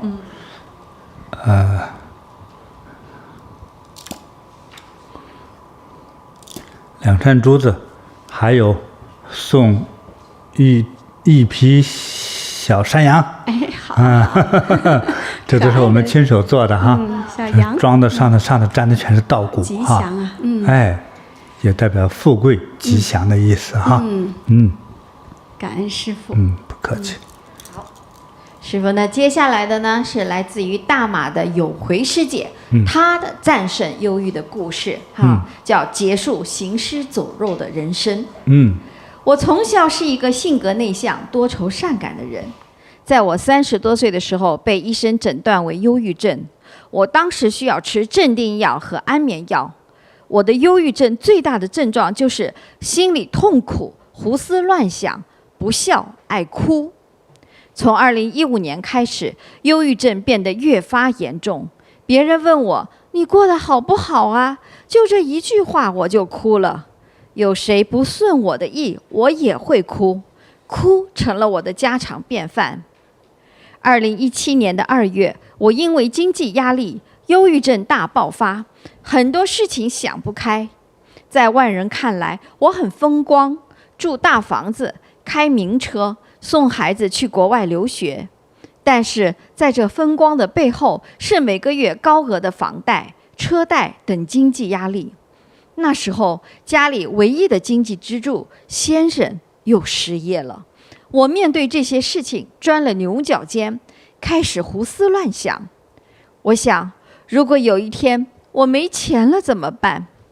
我越想越害怕，如果一切都失去了，在朋友亲戚面前没面子呀。这些压力和面子的问题让我不知所措。我每天活在担心、害怕、恐惧之中，不能睡觉，思考很多，心跳厉害，我都能听到自己心跳的声音。即使睡了1个小时又醒了，完全睡不踏实。而且我每天凌晨2点就醒，很准时，很痛苦，痛苦到我一个人走到楼下，面对墙上贴的西方三圣佛像，我坐着哭，我说我很痛苦，带我走吧，我不想活了。我哭累了才能睡一会儿。白天像行尸走肉一样，我也想过自杀，自己开车出去，希望自己出车祸，不要再回来了。但是心里一想到孩子，我还是打消了念头。常年的情绪忧郁在精神上折磨着我，最后我的身体出现了问题。2017年，我去做身体检查，发现子宫里长了大大小小的肿瘤，很多，大的如鸡蛋大。医生告诉我，半年后你要来检查，再做下一步的治疗。本来当时心情就很不好，这让我更加的烦躁焦虑。一次，朋友给了我一本《禅修与健康》杂志，他说菩提禅修很好，你去吧，也许能帮到你。2017年的3月，我走进妙法禅堂，当时禅堂的老师和我讲什么，我都听不进去。我一个人走进观音殿，一把鼻涕一把泪，哭了整整40分钟。我毫无顾忌地大哭完后回家了。第二天，我去禅堂，继续坐在观音殿哭。我连续4天来到禅堂，每一次哭完，我觉得我都舒服了。随后，我开始陆续参加各种禅修课程，我觉得自己找到出路了。我学习八卦内功，去八卦点的第1天，我记得我的头还是低低的，不敢看别人，不会笑，不和他人说话。但是走了八卦1个星期后，我竟然会笑了，师姐们都来和我讲话，而且我走路感到非常轻松，我能够很好的睡觉了。我不再半夜2点去楼下坐着哭。聆听师父的开示，我学会了转念，不再钻牛角尖，能接受一切事情，担忧和恐惧都减少了。从此，我每天都要走八卦，八卦内功伴我走出了阴霾，告别了痛苦，我再也不哭了，脸上的笑容很灿烂，我每一天都过得很开心。2021年，当我鼓起勇气去检查身体，神奇的是，子宫里所有的大大小小的肿瘤竟然全部消失了，根本不需要手术。医生都说这太不可思议了。我多么感恩师父啊，是师父彻底改变了我。我现在每天都很开心，很自在，不仅自己身体健康了，而且我每天带着一群人在走八卦，看到大家的受益，我比他们更开心。很感恩师父，让我告别忧郁，获得开心和快乐、幸福的生活。我会把师父的法传播出去，让更多的人像我一样受益。对，我们这个爱哭的有回变成了爱笑的有回，是，挺有趣的哈。我们的师姐啊，她的忧郁症的特征就是爱哭。是，好在我觉得这个还行，还能接受，就哭吧哈，哭吧不是罪哈。她也是从小，她说她就性格就比较忧郁，多愁善感，然后30多岁就开始诊断出忧郁症，就开始要吃药了。结果什么让他这个忧郁症大爆发呢？是老公失业，那家里有这大房子大车都不是自己的，都是贷款的。这老公一失业，想着这贷款压力可大了，孩子还出国留学，这他就忧郁其实他在外人看来，他其实生活的很幸福的哈，但是他自己知道啊，那可是一大笔债呀。所以呢，他会觉得，哎呀，这种情况要是让别人知道了，怎么办呢？这面子上可过不去了。对，这个呢，我就想议论一下哈。就是这位师姐呢，她这个其实都是贷款。先生呢又是一位打工族哈，是一个正常靠工资生活的人。你还住大房子，开名车，这件事情。他有点强人所难哈，就是让先生很为难。说先生一旦失业，这一切全部消失，所以不要图那个面子哈。那第一件事情就错了，图的这个面子哈，其实能把先生压死，对不对？就是你不敢得病，不敢失业，就是什么都不敢。我觉得他先生挺坚强的呢。我觉得先生不知道不得不坚强，先生不得不工作，是这样，有没有病是另外一回事哈。但是太太看着呢都给压病了，对不对？所以呢，他刚才一开始先讲到，就是说我有点好面子，对不对？所以大家吃什么样的饭，穿什么样的衣，也一定要根据自己的收入来再做决定，好吧？不要和富人去攀比。攀比的世界当中是没有止境、没有尽头的，知道吗？哎，这个最后就害死自己啊！所以精神中的满足哈，其实是更加平静、稳定啊这样的一种精神中的快感啊。对，并且没有风险。那他这个行为风险太大了，对，所以把自己压病了。对，还有的人压死了呢。所以的话。他其实心理上到了禅堂之后，开始知道回头了。但是他也比较神奇的是，到了我们禅堂之后，到观音殿，在观音菩萨面前，哭了几回，哭了4天，连哭了4天，连哭了4天，把自己哭好了。对，这跟他平时在家天天哭可不一样，是吧，师父？当然不一样啊！在家哭叫傻哭啊！在这里哭呢是消灾消病啊！所以这个观音菩萨哈是闻声救苦，你坐了他法像前哭，他能不帮你吗？这整天心里喊：“哎呀，菩萨，我苦。”是吧？是。你看，把他那个忧郁症给哭好了，还把他的肌瘤给哭没了啊！哎呀，这太神奇了哈！这样是。这是真的是网友不是自己说，我们那都没法编这个故事。但是我会觉得，真的是你哭一哭，排解了这些郁闷，也就通畅了很多呀。对，是不是啊？但是肿瘤还消失了。是这个不得了哈。所以有时候啊，从神的角度要帮人的话，那太简单了，就是。对。不管你有没有想通，让它消失就消失了。这叫缘分哈。所以这位师姐和观音菩萨有大缘分啊。对呀，真好啊。对。所以以后呢，要多诵念观世音菩萨圣号。好的。对。有回师姐一定记住哈，师父给你的嘱托，多诵念观世音菩萨圣号。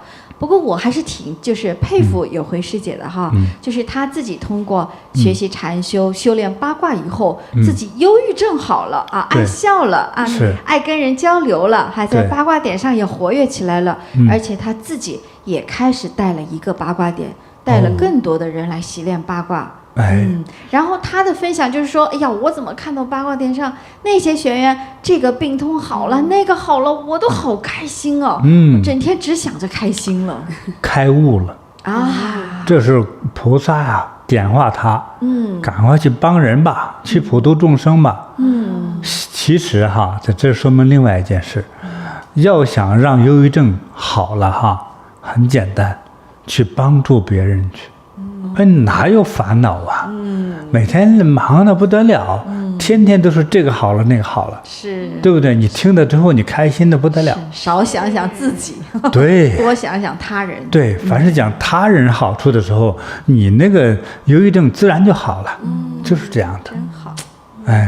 所以这是有佛缘的人呐。是，就从他的这个见证故事里，我们也学到了这个道理。对，走出忧郁的妙方，就是尽量的能够多想想他人，去帮助他人。对，让别人快乐了，自己更快乐。这也是啊。我以前我还记得师父举过一些例子，就是一些功成名就的人，都富有了，都拥有了一切了，怎么还会不高兴呢？是不是？是。我也是觉得，其实像有辉师姐一样，她相对于其他的我们前面讲的那些还什么都没有的小白们，在忧虑自己的未来，其实她也算是过得挺幸福的，但是也会担忧啦，忧虑，也会忧郁。同样的，如果有辉师姐就从帮助他人走出战胜忧郁的话，我相信对于那些成功人士如果你也是觉得内心还是很苦闷的、很忧虑的话，但是呢，你还是很富足的话呢，可以学一学我们的师姐，从帮助他人这个角度多去想一想，多去做一点事儿，能够也让自己找到一条战胜忧郁的一条这样的道路。讲得好。那师父，我们也给这位有辉师姐和和观音菩萨最有缘的有辉师姐，来送她一个礼物吧。好。送2个。好。哎呦，天哪！对，这个叫什么？什么水？草莓精。草莓精好，而且还送一个小金碗。金钵呀，对呀，金饭碗。对，金饭碗哈，这是个比较秀气的哈。我的天哪！好，送给你哈。哎呀，好美呀，适合。对呀，金饭碗，让你子子孙孙有金饭碗哈。收到。那你丈夫不那么累了哈。哎呀，完全没有后顾之忧了。对，真是哈。并且他一直在帮人啊。对，这是我最喜欢的。哎呀，就冲在这一份上，对吧？对，给礼物绝对。感恩师父。好，不客气。恭喜我们有辉师姐啊。真好哈。那接下来再跟师父分享一个我们网友的来信啊。这位网友叫半天云他也是经历了严重的忧郁症。好，我们来看看他是怎么战胜的。好的。他说：“师父好，我是您的弟子半天云。听了您关于忧郁症的直播，我现在回想起来啊，从小我就有抑郁，神经敏感，严重失眠。我记得大概就是13、14岁的时候开始变得明显了。后来生孩子坐月子的时候，抑郁又更严重了，整个月子我都睡不着，心里说不出的难过、害怕、恐惧、无助，心情是黑暗的。到了30多岁，2014年4月4号晚上，就是清明节的前一天，我的抑郁症再次大爆发。在这之前的1个多月，我就出现了幻听。4月4号晚上，我突然间特别的烦躁、恐惧、害怕，感觉我的胸前、眼前有说不出的厚厚的黑钢板堵在了我的前面。这个黑钢板连原子弹也打不进来，我快要被憋死了，被压死了，透不过气来的感觉。第二天，我的手脚一点力气也没了，我没有力气起床，也没有力气走路。从此以后，我就开始了严重的失眠，整晚睡不着觉，恐惧、黑暗、绝望，我不能上班了。后来去了医院，我又被检查出有自身免疫性肝病，无数次的看医生，医生说我病得很重，是恶病，病会伴我一辈子。当时我的身体和心理难受疲惫无法形容，又是多么的绝望和无助。我身体从120斤一下子暴瘦到了90斤。冥冥之中，我的意念告诉我，我不能死，我把儿子带到这个世界，我一定要负责他长大成人。我真的是每天反复这样想的。我又是多么的幸运啊！在那一年的12月份的时候，机缘巧合，我在一位朋友的佛堂里第一次看到了师父的法相，听到了师父的天籁之音。当时听到师父声音的那一刻，我抑郁的心里立刻感受到了一丝的清澈与舒适。从此以后，我就在朋友的佛堂里跟着师父认真的学习，认真的做功德，认真的听师父的慈悲开示和修炼菩提禅法。在我最黑暗、最无助的日子里，我每天反复聆听师父的开示，就是这给了我活下去的勇气。2年后，我可以开始上班了。在那之后，我的儿子读了大学，结婚生子。现在我们家有了新一代的小菩提子了，一家人幸福地生活着。我深深地知道，我的命是师父救的，师父的慈悲开示治好了我严重的心理疾病，师父殊胜的禅修方法治好了我身心的疾病。师父的法是多么的殊胜啊！无比的感恩最尊贵的师父，我们一家人的好师父，顶礼叩拜，感恩再感恩。这是我们的网友半天云哈。其实也是很坎坷的。对，从小到大好几次，一次又一次的这个忧郁症的严重哈。对，他最开始的时候就是13、14岁，说有这样的倾向，可能就是青春期的时候啊，然后又是生产之后产后抑郁。他是分期分批的，对，他就是忧郁症几次的发作，就是有点像师父讲了好几个原因的话，我觉得他好几个原因都适合他，对，起因，对。那第3次发作呢，就是在他30多岁，在清明节的一个前后，他突然之间也不知道什么原因就大爆发了啊。这个不明原因的爆发，其实还更有的说嘞，更有说法的，对。那他这个大爆发了之后呢，他其实是对他身体一下子就把他击垮了的感觉，就是整夜的不睡觉哈，然后心情啊，他说恐惧黑暗就一直笼罩着他，然后去医院去看病啊，最后还被诊断为就自身免疫性肝病，就是他得了抑郁症，他的身体也出现了症状，就肝脏自己就是免疫系统在攻击自己的肝脏，而得了这样的肝脏的疾病。那是有点恐怖啊。对，就自己攻击自己了。这奇怪啊。对，然后他一下子从120斤瘦到了90斤，都难以想象。当时他说他的身心已经到了就是非常绝望的状况了。但是在那个机缘巧合下，一次在朋友的家里，他看到了师父的法相，听到了师父的声音。他说听见师父声音的那一刻，他就突然感受到他那个抑郁的心情有了片刻的清澈和舒适，就是开始放松了。对，就师父的声音的加持力对他那么的大，这是缘分哈。是，然后他就开始跟着师父学法修炼禅修，他特别爱听师父的开示。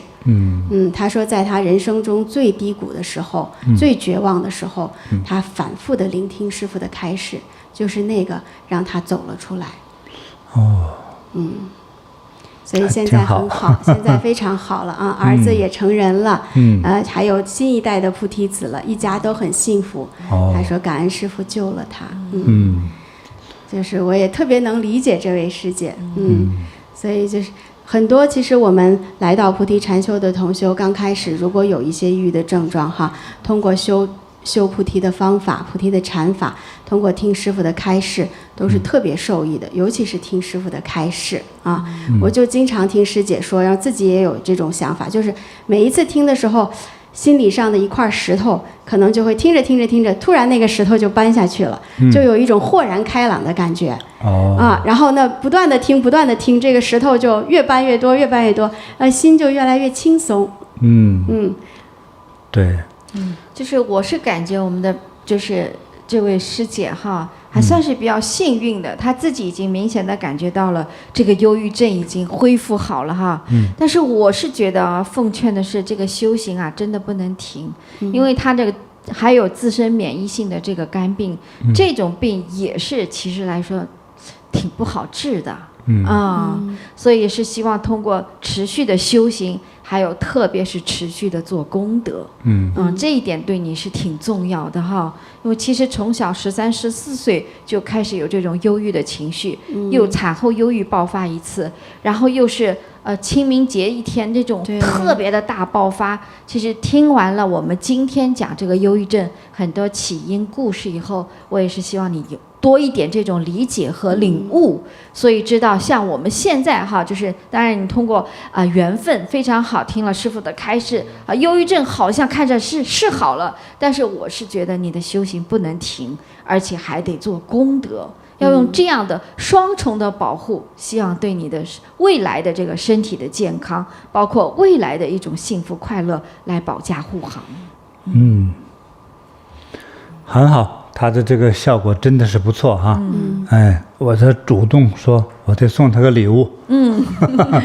我亲手做的小兔哈，是，你看多漂亮啊，多水灵的小兔哈。是，好可爱呀。好，我们这位同学叫啥？半天云。半天云哈。祝半天云这个健康快乐。收到。还有呢，幸福吉祥。收到，感恩师父。好，那接下来呢，来自马来西亚一位姜丽云师姐她也有非常好的战胜忧郁症的故事，想要跟师父分享。我们一起来看一段视频好吗？好，师父。2013年，我那年刚好是56岁。那年开始，我就觉得我的身体开始觉得不舒服了，时常吃饱东西都觉得胃很胀。有一天我在看电视，看到那个地震大爆发的时候，哇，看到那一幕，哇，那个很凄惨那个画面，我整个人我立刻崩溃下来，我大哭到不会止。自从那一次开始，觉得整个人好像很崩溃了，一点点小事情我都觉得很紧张、很害怕，甚至是家人大声跟我讲话，我都受不了的。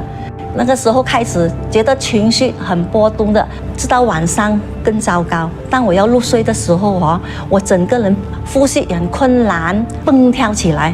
我一蹦跳醒来的时候呢，我一整夜是不能睡了，眼光光到天亮的了。白天晚上是睡不能入眠的，好累，整个人。当时的病情，我自己都觉得好像自己行尸走肉。当有人跟我讲话的时候，我就不会回应的，我只眼瞪瞪这么看着人家的。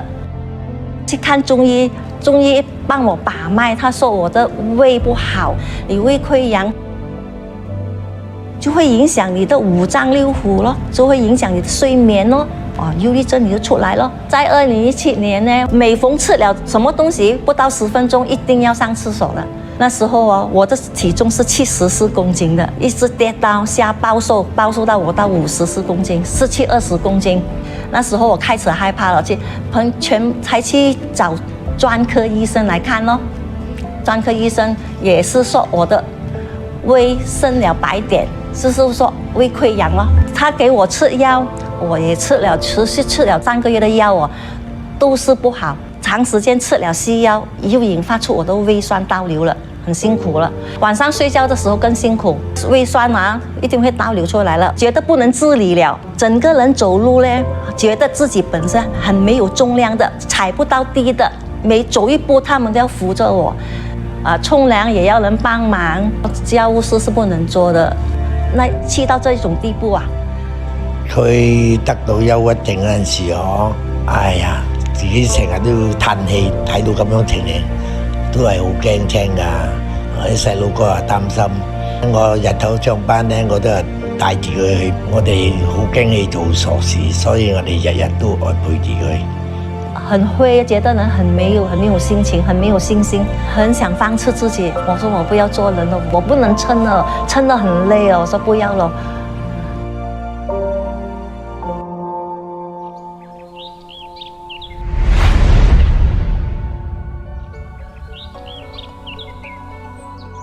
很慶幸的是，生命又給了我一條新的出路就在網絡上開着那個 YouTube， 開着手機來學師父的教人走八卦的視頻。第2天我開始學走了1個鐘就在那一天我可以睡午覺，还打呼，哇，整10年没有睡过午觉，真的。走八卦1个星期以后，我晚上可以一觉睡到天亮啊！我10点半我就开始睡觉，一直睡到早上5点多6点，我就开始起身，去走八卦了。走八卦大概差不多要到100天。我睡眠好还不得已，我的胃酸也没有了，胃酸倒流也好了。以前我整10年我没有喝过咖啡，咖啡的味道我都忘记了。从今年开始，我可以喝咖啡屙了，我真的很高兴，很感恩师父。我可以很肯定的，我知道我这次经过走八卦之后，不会再恐惧。我听到什么再大的声音，我看到恐怖的一幕，什么很悲情的画面，我都不会有忧虑的出来，不会，我不会情绪波动哦。我的忧虑症好了，我健康好了，我把我的家人照顾得很好，真的。我的孙啊、儿女啊，我每天都可以煮，1天3餐，我可以煮给他们吃了。我的体重之前是暴瘦到54公斤的嘛，现在我的体重恢复了70公斤，哇，真的很好。所以呢，得了忧郁症是不怕的，一定要走八卦，你的忧郁症一定会好的。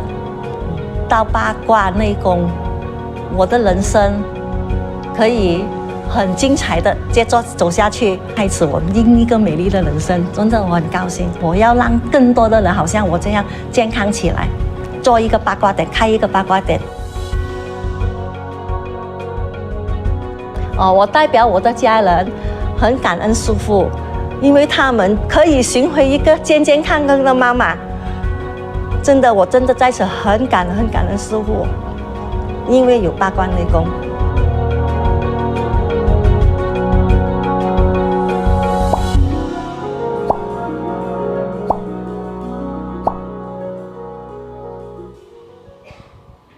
哎呀，听了真的是太开心了！这师姐现在讲话的这种感觉，自信满满哈，健康满满。难以想象之前是一个经历了8年的严重的忧郁症、严重的胃溃疡，到了已经对生命完全失去信心和失望的这样的。也是8年抗战呐，我们说，战胜了忧郁症。就我听到一个内容是不是这样？他说好像当时看到四川地震，对，之后他犯病了。对。哎，这怎么回事啊？就是这一件事情，一下子就把他给拽下去了。对，因为网上哈，我刚才看网友留言哈，有网友问说，这种灾难的影片是不是也是带有负能量啊？我觉得这都看人的啊，对，就是至少我们会觉得看到灾难的影片会产生恻隐之心，会很不忍心看到这些受灾的人，就会觉得哎，我们是不是能够为他们做些什么啊？是会内心会升起一种想去爱他们的心，想去救助他们的心哈，是这样子的啊。所以我觉得还是看人的，看他的状态当时。所以他这个问题呢。不像网友说的这个灾难片哈带负能量，但是确实是比较看似比较负面的影片哈，就让人心里是不舒服的。对，你比如说演鬼片，你看完就害怕，是，对不对？是。但是演电影它是假的嘛，但是演着越真呢，你就越害怕，是吧？就是可能会感觉它容易被吸进去，被这种影片制造的这种画面感产生的这种场吸进去了，我觉得师姐可能就一下子被吸进去。它是这样的，归根结底哈，是我们自己的能量太弱了。这有一句话叫弱不禁风嘛哈。哎，所以那你这个能量十足呢，就是你会很强壮哈，推都推不倒。对，但你能量很弱了之后。就看到别人哭，亲娘去世了之后，你都痛苦的不行了，你都哭得头痛，对吧？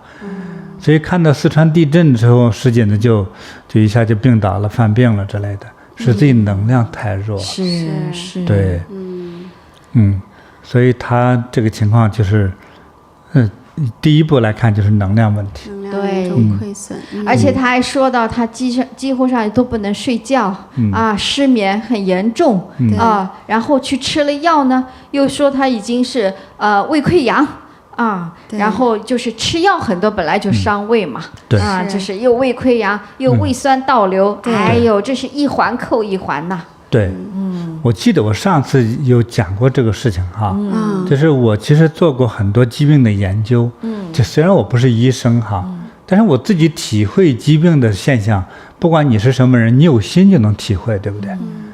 当时我就是尝试那个药师佛的那个法宝药盒子那个，之后把这个肠胃吃的特别凉嘛，特别凉之后让我就是回到了儿童时期，我的身体不好，其中也有胃酸严重的问题，就吃出了胃酸，就快达到胃食道逆流了，所以有那2天这个胃酸产生的时候呢，我再描述一下，明明是阳光灿烂、春暖花开的时候哈，温哥华的5月份，但是我自己的感觉呢，好忧郁的天空，对，灰色的花瓣，好难看的花，本来是香甜的，好恶心的香甜，就是这种感觉。是。你看平时见了容易开玩笑的吧，一见面就能笑的人，他笑不出来，你怎么长这么丑？好烦呐！心里就这么去想，是，全是负面的。但是好在呢，我修行呢，就是说我知道我是在一种体验，但是这种来的时候，从你大脑之中反映出来的这种感觉，如果不是有修行经验的人来说哈，你自己莫名其妙，今天其实自己很心烦，并且给周围的人带来一片伤害，像开机关枪一样。你感觉到反正人没好人，饭没好饭，天没好天，就是这样子。以前我们看《红楼梦》，就是林妹妹也是啊，看到这个地下落下来的花瓣，哭一场，拿一个小厨子给他爬地，把这些花瓣要葬起来，这就是著名的葬花啊。对，其实也是内心很忧郁的忧郁症表现。这林黛玉后来就是忧郁症。是。对，每天吃个花痴嘛哈。对。那所以这师姐的这个现象呢哈，它就属于这种非常忧郁的状态哈。没错。但是忧郁的状态之中，我刚才提醒到胃酸哈，胃酸或者胃食道逆流，本身这个现象就特别容易直接导致忧郁症。是。就是一种非常的负面的一种情绪。就是这样的哈，所以尽量让自己减少胃酸的机会。所以想不胃酸，第一走八卦，第二个呢要喝我们菩提的普洱茶，放得久一点的就越好哈。那么第3个呢，吃烤馒头片不能连续吃一天3次不行哈，一天吃2次就会好，胃酸就会好。烤2片，把这个馒头哈不能加糖。加奶油加糖的馒头都不叫馒头，那个叫没用啊。我说的馒头是正宗普通发面馒头，干的哈，切成1公分左右的薄片，在明火上烤焦烤糊，再用温水送着把它吃下去。通常2片之后，大约20分钟之后，你的胃酸就几乎完全缓解。一天吃2回，差不多就好了。是。但是在这个期间，你注意哈，容易形成胃酸的食物呢，是有哪些呢？引起胃酸的食物哈，甜的，一个是甜的，还有一种其实你没注意，它的性质属于叫凉性的比如说润喉的糖，润喉糖，清凉的润喉汤。什么王老吉啊等等的这些，我不是反对品牌啊，我是说这一类的凉茶类，就是清凉类的这些食物，包括西瓜，它都会容易形成胃酸包括糖还有咖啡也多吃，咖啡尤其放了糖，还有咖啡中本身的刺激哈，容易导致胃酸哈，对，所以酸的、甜的。性质凉性的就特别容易导致胃酸，还有治咳嗽药。治咳嗽药说咳嗽好了，胃开始阴。那怎么办呢？稍微吃一点补的，烤麦片，还有呢，煮那个北方产那个小米，就我们沾这个小黄米这些玩具的小黄米，用来熬粥喝，放一点点食用碱，放点食用碱容易熬烂哈。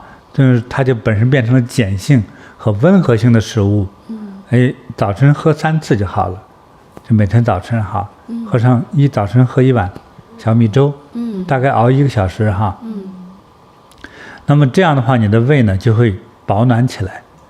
快速保暖的话，其实很多种食物都是产生暖热性的啊，所以凉性的、酸的、甜的这些别吃，胃酸就不容易产生，好吧？是好的，师傅。好的。那我们这位江师姐也是，晚上她不是失眠、忧郁这么严重，睡不着觉，滑手机，滑着滑着滑出了我们师傅的 YouTube 频道。师傅正在讲八卦内功的好处。他这个也是很有缘分，也是听了一下，他就开始学了，就从网上先跟着师傅学八卦。对。结果第一次走八卦，他就睡了一个特别香的午觉。他说10年都没睡过这么好的觉。他就是睡不好觉。对。他第一次走完之后睡了个午觉那还打呼说那睡得香甜。对，这一下子就舒服了。然后呢，这1周之后啊，他的睡眠完全解决，每天都是一觉到天亮。哎呦，1周这个效果神速。对。然后100天呢，睡眠不但好了，胃酸倒流也好了。哎呦，3个月的八卦，百日筑基啊！太棒了。对，之后呢，体重也恢复了，人也不忧郁了哈。还可以给家人做3餐了。最重要的是，师姐说咱们八卦这么好，真是把自己从这个死亡线上给救了回来哈。她就是发愿也要去把八卦传播。师姐很好，她找了一块家附近社区的一个很好的地哈，然后跟人说服了，把这块地就把它变成了八卦内功的这个修行场地。自己去买着沙子，然后铺了沙子，填了种了草。师姐说现在呀，特别忙活，或以前呀忧郁的，白天不知道干什么也不想活了。现在每天早上起来，先去维护她的八卦场，看看这个昨天的风雨有没有把这个沙子吹到旁边啊，草是不是长得更长了呀？这忙活完这个呢，大家来走八卦，说最让她开心的就是听到八卦点上每个人的受益。今天谁的腿痛好了，明天谁的这个减血脂的这个药吃的又更少了。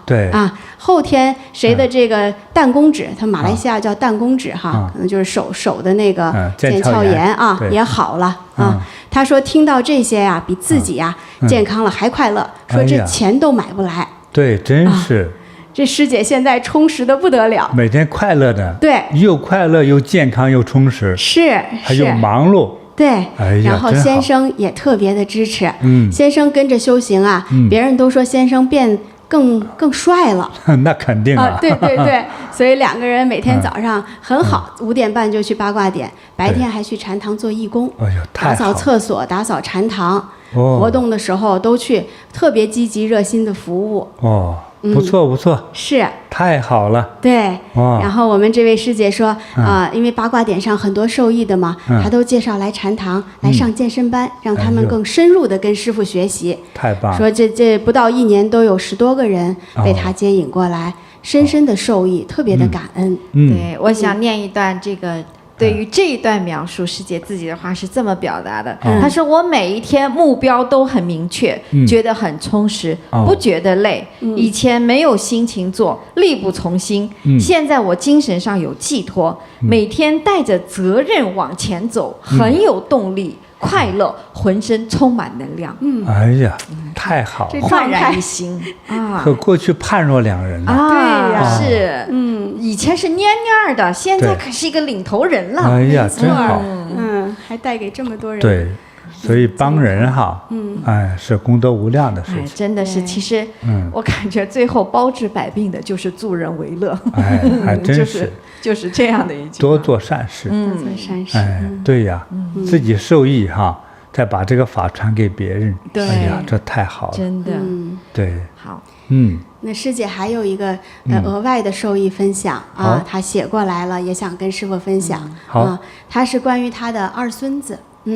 就是他说这个小孙子啊16岁了，从小呢就不爱说话，也是活在自己的世界中哈，让他做功课不回应啊，还瞪瞪着家长啊，满脸的怒相啊，封闭了嘴巴。这母亲就是没办法，拿他没办法嘛。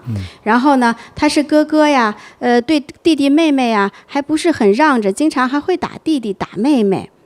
在学校也不合群。后来呀，家长觉得他这个情况其实都是已经发展到了这样轻度忧郁的状况了。那这个16岁的小孙子时常还睡不好觉，就是经常会发噩梦。在噩梦中啊，他会跟我说被人追或者从高高的地方掉下来。哎呀，就是大家都为他的这个健康还是蛮担忧的。后来我们这位师姐来菩提哈，她受益了，她就把小孙子也带来了。这个16岁的小孙子呀，参加了我们的健身班之后，一下子就变了一个人，从之前的那种自闭忧郁变得开朗，爱沟通，爱交流了。他在禅堂活动上啊，还主动给大家唱歌，吸引大家来参与游戏啊，也帮忙呢在禅堂做义工，打扫禅堂。特别开心的是，他说呀，健身班之后啊，他睡眠好了，再也不做那些噩梦了。所以呀，现在他对弟弟妹妹也好，跟家人都主动讲话了。我们这位师姐说，我是之前是苦瓜脸忧郁症的小孙子，跟着师父学习健身班结业后，开心有笑容了。看到他的改变，我真的是太高兴了，感恩师父。孙子10多年的忧郁自闭的问题解决了，我们一家人都太快乐，太感恩了。好开心！哎呀，其实我都不敢这么说哈，师父，就是我们的这位师姐她自己饱受忧郁之折磨之苦啊。可是小孙孙才16岁啊，也已经是好几年的忧郁了，是吧？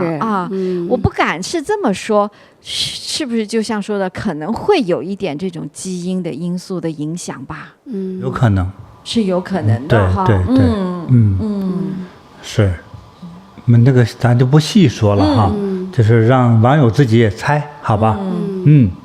但是这位这个姜丽云师姐哈，这个真的很受益哈，太受益了。对，这个她，而且整个全家都跟着受益。对，其实网友们都很赞叹她哈。其实不光说她是通过走八卦战胜了这个忧郁症，更赞叹她的是，她通过走八卦，然后自己从内心去发起了，就是希望能够让更多的人通过学习八卦来离苦得乐的这种责任心哈。大家都说太被她的事迹鼓舞了，感动了。这不是一个忧郁症的这种，我们说叫什么叫反什么，就一个现象吧。就是说你原来是一个很没有自信、很消极的人，一下子变成了一个这样的一个充满了活力和能量的人哈，充满了责任感的人。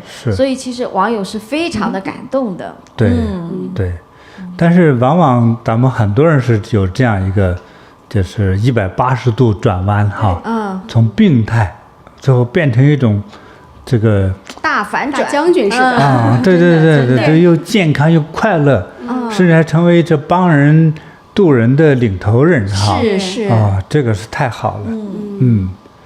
好，这个真是不知道怎么表达好。对，我觉得应该给他祖孙俩都送礼物。好啊，这个小孩子也是现在很棒，很优秀。是啊，主动的去找人聊天啊，而且还很大方的唱歌啊，很经常来参加我们健身班。好，我送给姜师姐呢，这一件咱们新型的这个八卦衫哈，这透气速干的，还防臭的哈，棒，很美，这特别好哈。我短袖那边又热哈，穿着最合适哈。还给他先生哈，哎，送一件红的，哦，哎，药师佛的哈，哎，这个圆领衫哈，殊胜的，对，特别殊胜，特别护佑哈，还给这个小孙子呢，也拿一件衣服呗，拿件衣服给小孙子，啊，之后再找合适的型号，好吧，也送给小孙子呢一件这个红色的药师佛的衫哈，对，是这样哈，而且还再多送一个，我们用黄色小米啊粘的这个吉祥的小鸟，好吧，祝全家吉祥如意，幸福安乐。真好，感恩师父，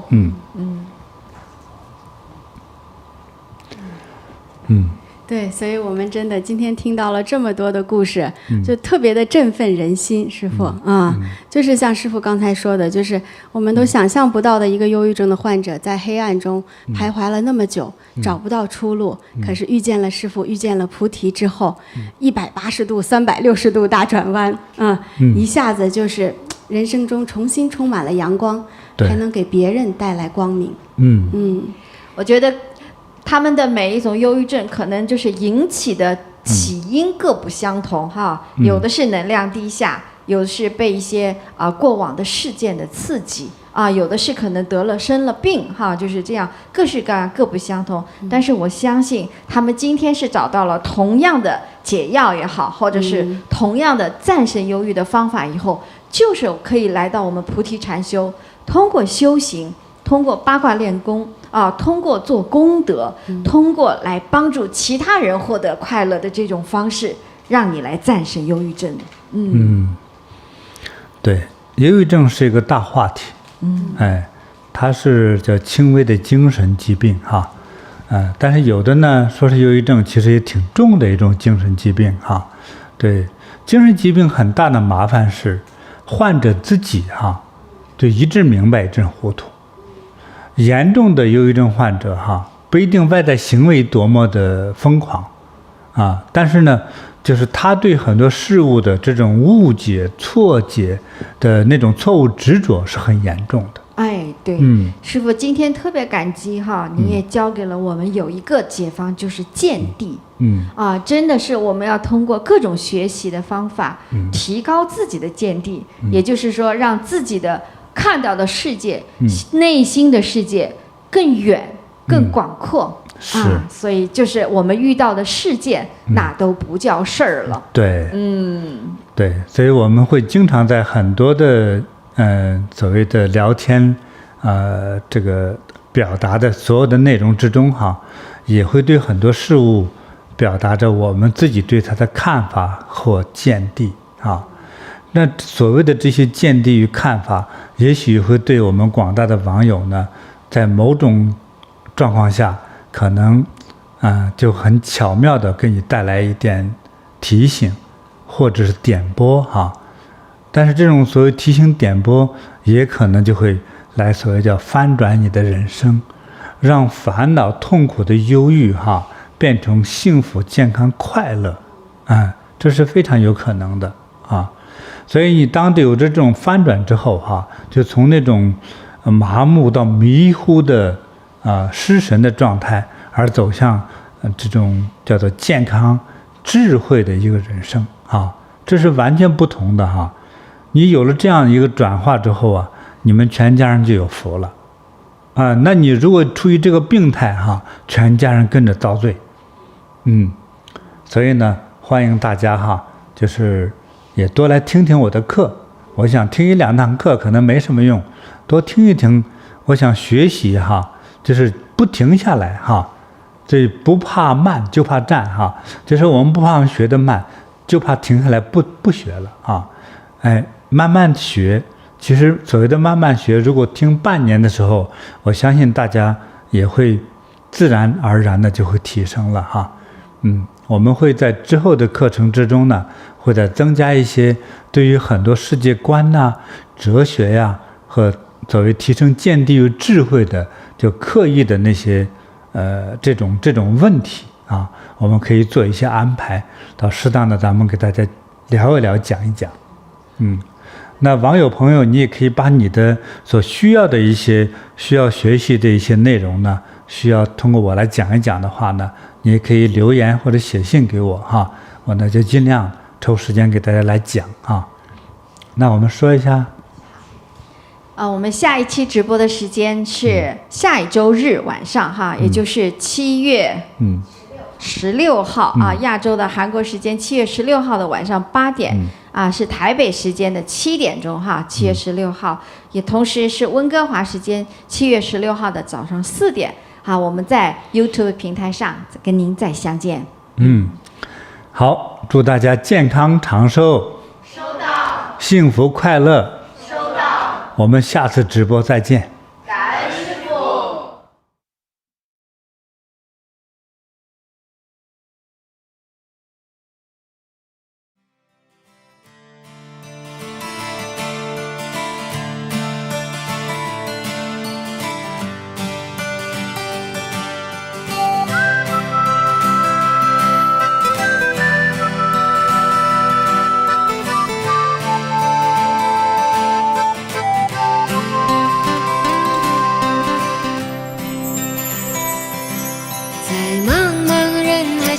中，让我与您相遇。小小的红点里，人生就此欢喜。我快乐了，我健康了，我幸福了，我美丽了。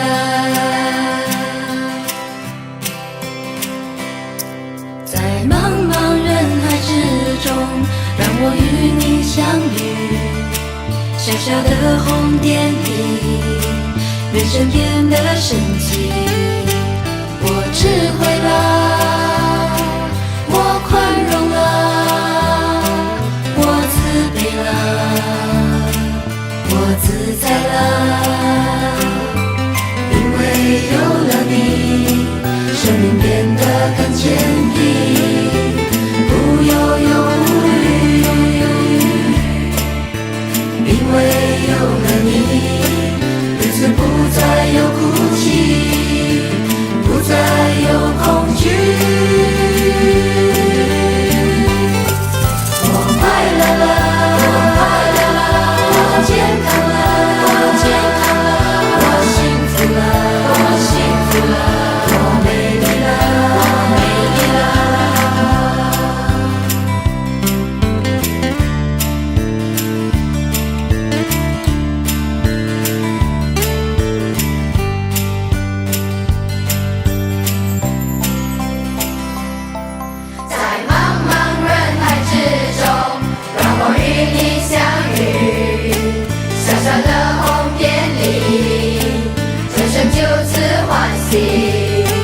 我快乐了，我健康了，我幸福了，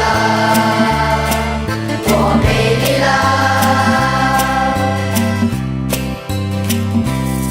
在茫茫人海之中，让我与您相遇。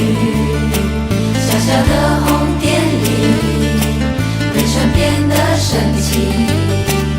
我智慧了，我宽容了，我慈悲了，我自在了。因为有了你，了解生命的真理，修行的意义。因为有了你，日子犹如彩虹般。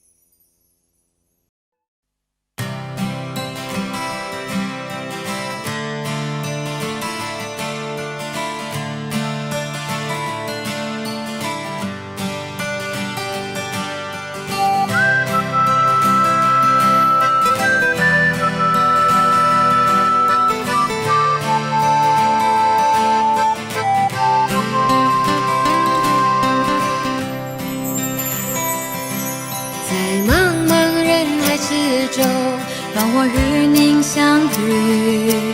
小小的红点里，人生就此欢喜。我快乐了，我健康了，我幸福了，我美丽了。